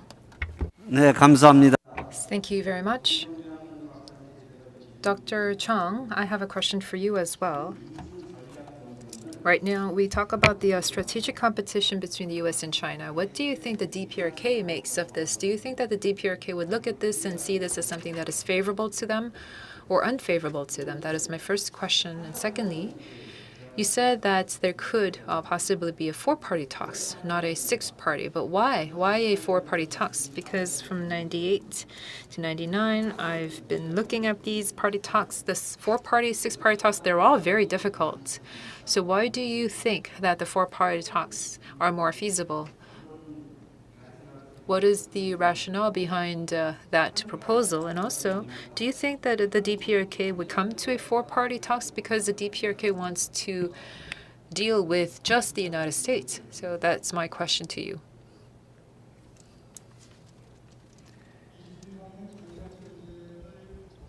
The U.S.-China strategic competition, I think that the DPRK is looking at this and enjoying the situation that is playing out because for the DPRK, if they have good relations with China, they don't think that they need to necessarily deal with the U.S. or have talks with the U.S. because when they do, they know that the U.S. is going to ask them to give up their nuclear weapons, which they don't want to do. And if the DPRK sees that there is going to be economic support from China, then that means that the DPRK's economy will be saved and also that they don't have to give up their nuclear weapons program. So for there to be a strategic rivalry between the U.S. and China and for the DPRK to take the side of China, this, I think, is what the DPRK wants to do, and this is what they favor. At the plenary of the Party Central Committee, we thought that DPRK is going to talk about this, but Lee Sung-kwan and Kim Yo-jong effectively put a stop to any talks of improvement. And so I think that the DPRK is going to talk first with China and then maybe talk with the U.S. I thought that they're going to prioritize China first. But if we look at what Lee Sung-kwan said, that this is going through China, that they're going to have dialogue and cooperation with China and no dialogue at all with the United States. So it appears to be that that is their position. Right now, the DPRK, Kim Jong-un visited China 3 years ago, and Xi Jinping visited 2 years ago. So they're going to celebrate those anniversaries. And soon it's going to be the 100th anniversary of the founding of the Chinese Communist Party and the 65th anniversary of the treaty between the DPRK and China. So with these incidents coming around, with these milestones, there is a lot of ripe atmosphere between the DPRK and China. Perhaps China might have made some promises of vaccine aid and food assistance. If China provides that kind of economic assistance, then the DPRK does not have to have a dialogue with the U.S., which is why we need to have four-party talks to try to disrupt these calculations made by the DPRK so that we can induce DPRK to have discussions with multiple parties, not just rely on China, so that we can persuade DPRK and also pressure DPRK to do that in a four-party talks with the participation of the ROK. In the 1990s, At the time, DPRK and China relations have not been restored to their fullest degree, which is why the party talks became derailed. And after Kim Jong-un visited China, he saw the enormous accomplishments made by China, and he was very much surprised to see that, and that led to more improvements in their relations. China wants to talk about 4-party talks, not 6-party talks. And why is that? Because Japan is asking for CVID and also for the eradication of all short-range missiles. This is difficult for China and the DPRK to accept. So if we can have some progress with the 4th-party talks, then we can expand it further to 6-party talks. I think that is more realistic and more pragmatic. That is all. Thank you. 예, Thank you very much. 4-party talks have not failed, but as 4-party talks continue, then inter-Korean dialogue resumed, and so the 4-party talks were suspended just like that. So reflecting on the past experiences with respect to the 4-party talks, then it was basically a competition or confrontation between two and two. But China does have influence on North Korea, and when there are closed-door meetings, you can clearly see that China is agreeing with DPRK. China is on the side of the DPRK. Of course, China's role is important, but at the same time, we need to remember that Russia is something that we need to think about. You didn't mention Russia, but Russia wants to have a say in it, so it may prefer a 6-party talks. So in that sense, participation of Russia in this process may be helpful in lowering the level of tension among the concerned parties. Now moving on to Mr. Son, I'd like to ask 2 questions. First of all, in recent months, the U.S. Innovation and Competition Act was initiated, and it was about massive investment in technology. And together with the allies, it's going to strengthen its supply chain. That was the gist of this bill. And when this bill comes into effect, what impact it will have on Korean companies? That's my first question. And the second question is, as we can see, the scope of strategic competition has been expanded between the U.S. and China. During the Trump administration, it was mainly about trade, but now it is also about technology and human rights and values. So you may wonder, what will be the next arena for competition or confrontation between the U.S. and China? If you have any idea, then please go ahead.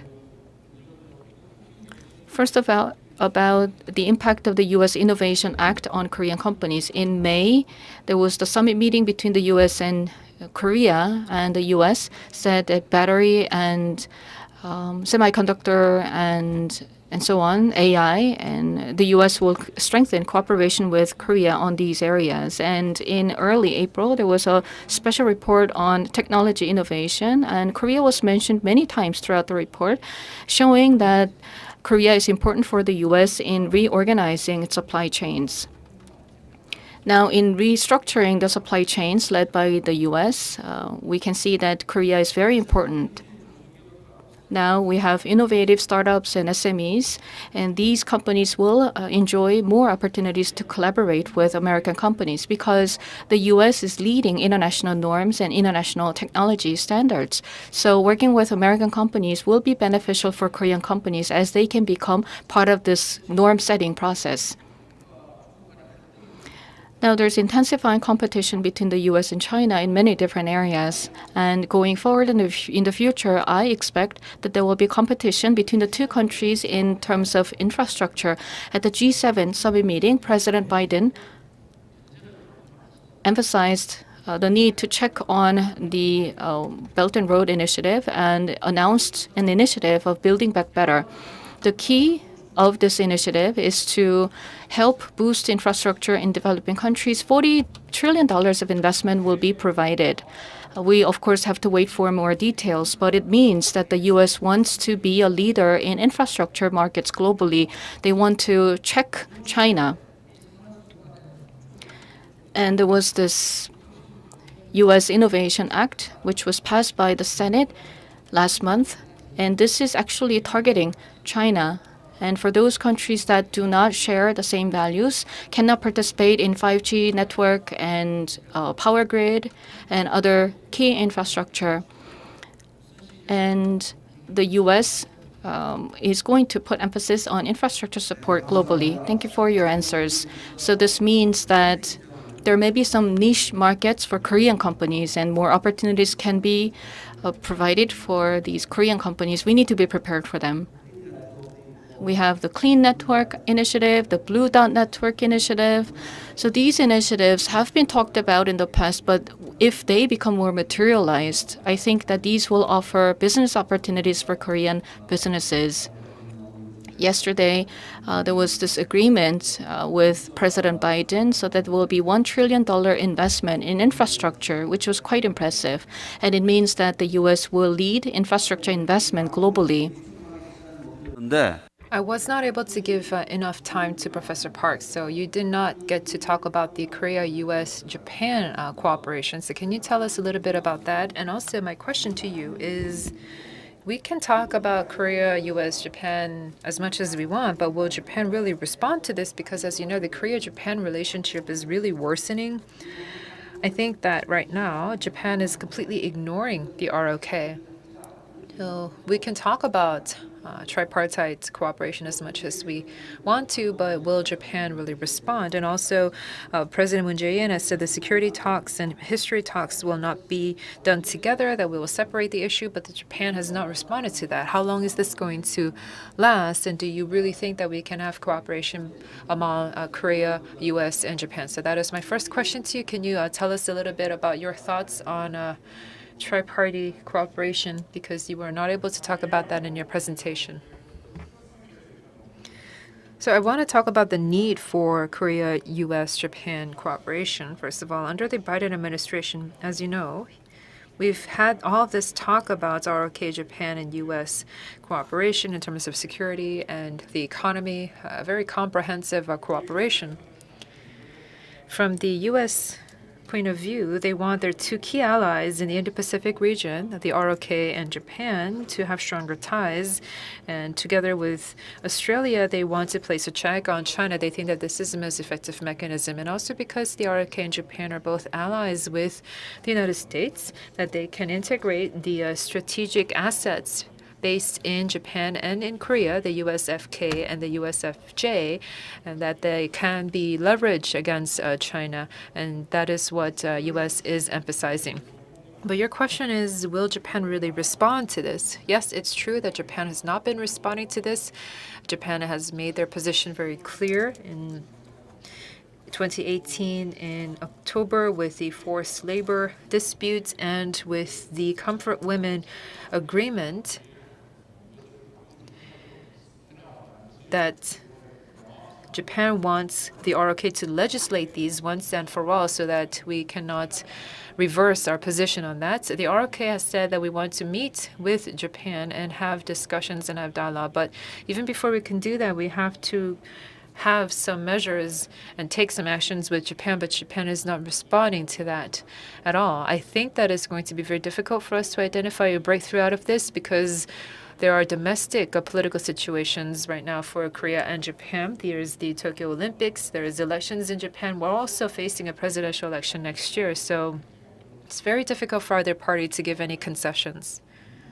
I think that the United States completely is aware of the situation, and particularly the Biden team has experienced the Obama years, the 8 years, and they've worked very hard. So they've seen how President Obama and VP Biden at the time worked towards the Comfort Women Agreement in 2018. So they know that this bilateral issue between Korea and Japan goes back in our history, very difficult to resolve. And so for the U.S., that is why the U.S. is not just asking for ROK-Japan cooperation, but ROK-U.S.-Japan cooperation in all of the different layers of governments. There have been three-party talks at various levels, but not the summit-level talks. They tried to organize that at the G7 summit, which did not happen. I still think that there is opportunity for a three-party summit. I hope that we can have some sort of a resolution on this issue, but it's not going to happen very soon, and they're not going to patiently wait it out. I think that through different fora through ROK, US, and Japan cooperation that Biden administration wants to find some sort of resolution through those means. 한미일에 관해서 Regarding the ROK, US, and Japan, and Korea-China relations, I'd like to say a few words. Now, the US is trying to reorganize international order and international norms, and Korea has to go along with the US, but at the same time, Korea's economic ties with China are important as well. And from the point of view of China, after the summit meeting between the US and Korea, there may be a strengthening of military exercises in the Indo-Pacific region, which may be concerning to China. And there is this principled position about China regarding Japan and Korea. And Korea may collaborate with the US and Japan, but when it comes to policy implementation, there may be some adjustment in the control so that Korea can maintain some level of engagement with China. And I think that the overall situation is not that bad for Korea. I think that there are some maneuvers we can utilize, and so I think we can take advantage of the current situation. On June 8th, the Foreign Minister of China had a talk with Foreign Minister Jong-un of Korea about the summit meeting between the U.S. and Korea. And the Chinese Foreign Minister was critical of the summit, and it was full of ideologies about the Cold War. And the Foreign Minister was very strong in his position against this U.S. ROK summit meeting. And it was quite insulting because it was a comment about the sovereignty. And it seems that the leverages that Korea can have and the room for maneuver of Korea may be reduced. So what do you think about that? I think that the ROK-US summit, the recent summit, had a lot of meaningful discussions there. Many of important findings were in the joint statement, but whether or not the diplomatic paradigm has been completely transformed, I don't necessarily think so, because if we take a look at what has been the results of the ROK-US summit, there are a lot of actions and rhetoric against China, directed against China. But the ROK government representatives have said that they were not necessarily against China. So I think that they're trying to be very ambiguous and vague in terms of their diplomatic policy. But I think that right now is time for us to be decisive because, as I mentioned before, the U.S.-China rivalry is a zero-sum game, and that is very clear. This means that in the past, we could have straddled between two sides and tried to reap what we can, but we can no longer do that. So we have to be mindful of the fact that we have to pay a certain price, but we have to take a principled approach because strategic ambiguity is no longer going to work for us. And if that is the case, then what should we do in the future? Our identity is that we're a liberal democratic nation, so we have to be mindful of that. And at the same time, we have different national interests to look at. We cannot go towards both directions, but we do have to try to have some sort of harmony, which is why cooperation with Japan is very important in that regard, because Japan is a country that shares similar values as we do. So I think that we can explore cooperation in that regard. 어느 정도 Thank you. So you said that we may remember that we have to pay a certain price, and at the same time, we have to have a principled approach based on our identity, based on our values of free democracy and free market mechanism. So we need to have our clear identity and values, and based on these identity and values, we can have a principled approach in responding to different countries. And back to Mr. Jung Sung-jang. I think that the U.S.-China competition is going to get more intensified in the future because the gap is narrowing. But the rhetoric from both sides, that is something that we also have to take note of. But we also have to look at the actual reality of the situation. This means that when I was staying in Washington for about 5 months, many of the items that I needed for my everyday life were still made in China. Without China's manufacturing capacity, America's ordinary citizens cannot sustain their lives there. So that is why the U.S. politicians are trying to place check on the power of China. But when it comes to everyday people in the United States, can they really decouple completely with China? I don't think so. I think that is going to be impossible. And this means that if we were to engage in THAAD retaliation, we saw what happened with that in terms of tourism and with the Korean wave. But our exports to China only increase because China, for it to increase its exports, it needs to increase its imports from Korea through different parts and components. So that is why, if we just look at the rhetoric, it's not enough. We have to actually look at what's happening on the ground. When I was staying in the U.S., I told you earlier what I felt of the state of affairs. If you look at television, the TV ads, the TVs are made by Samsung, the washing machines are made by LG, and it's as what President Trump said. If we look at the TV ads, it appears that Korea is an economic powerhouse. The U.S. manufacturing base has crumpled. Their internet speed, their internet connection speed is very slow. I was last in the U.S. about a dozen years ago, and when I was there this year, I felt that there was a big change in the America that I saw now and 10 years ago. So I've seen that this great tide of change is occurring. So we have to ask ourselves, what is the choice that we have to make? But I don't think that this is a dichotomous choice. It's more complicated than that. Thank you. Now, Mr. Son, is there anything that you want to add? As Dr. Chung Sung-jang mentioned, I just came up with another question. So during the Trump administration, the trade war was mainly centered on tariffs on agricultural products and other made-in-China products. But now, under the Biden government, competition between the U.S. and China seems to be centered on technology, competition over technology. So the damages to American consumers may not be as big as what it was during the Trump administration because now competition is about future technology. So in that sense, I believe that such competition may intensify going forward. When we think about the supply chains and our interdependence, we used to think that competition would not be that serious. But now the U.S. wants to build a very separate set of supply chains independent of China. And China is also trying to do that as well. So what is happening on the ground? Recently, at the Senate of the U.S., they passed this bill. It is not just rhetoric. It is a law. And this law will be created based on which policies will be formulated. So this is very significant because it is a law that will be implemented consistently. So this is something that we need to take into account. I'd like to make one comment. Between the U.S. and China, there is competition over hegemony. And this may continue on even after China's economy becomes larger than that of the U.S. And until the U.S. recognizes the power of China, such hegemonic competition will continue. There are weaknesses of the U.S., and of course there are strengths of the U.S.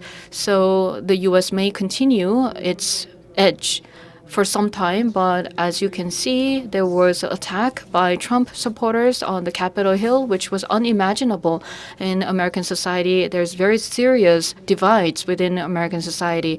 Therefore, the U.S. cannot maintain its leadership without its allies, and that is the reality. That is the situation, and that is why the U.S. needs Korea.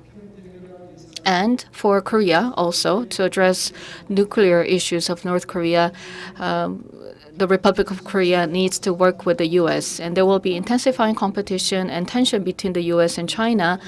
But we also need to find areas where the three countries can collaborate and cooperate. Thank you. Yes, thank you very much. I hope that this denuclearization issue can be a part of an area that is within the scope of the U.S.-China competition, but I think that there's more confrontation. I think because of the deep-rooted mistrust between the two parties, going back to last year, at the end of last year, or maybe even before then, we talk about Chinese communism. Instead of China, the U.S. is talking about Chinese communism. that in some of the longer telegrams, they say that we have to remove Xi Jinping, that the communist regime has to be toppled for the strategic rivalry to come to an end. So that concerns me, because that is a very hawkish point of view. But we have to be very prudent and try to come up with diplomatic efforts where we can secure our buffer zone in our actions. So with that, I would like to thank our panelists. Please give them a big round of applause for engaging in such fruitful discussions. 참여를 해주신 Thank you very much. I would like to once again ask you to give a big round of applause to the moderator as well as the panel members. Thank you very much. I would also like to say that the symposium was meaningful and informative for all the participants. And with this, we would like to conclude the 7th Yonhapnews Symposium on Korean Peace. Once again, thank you very much for being with us throughout the symposium until the very end. I would also like to thank online viewers for joining us for this symposium. Thank you and have a great afternoon.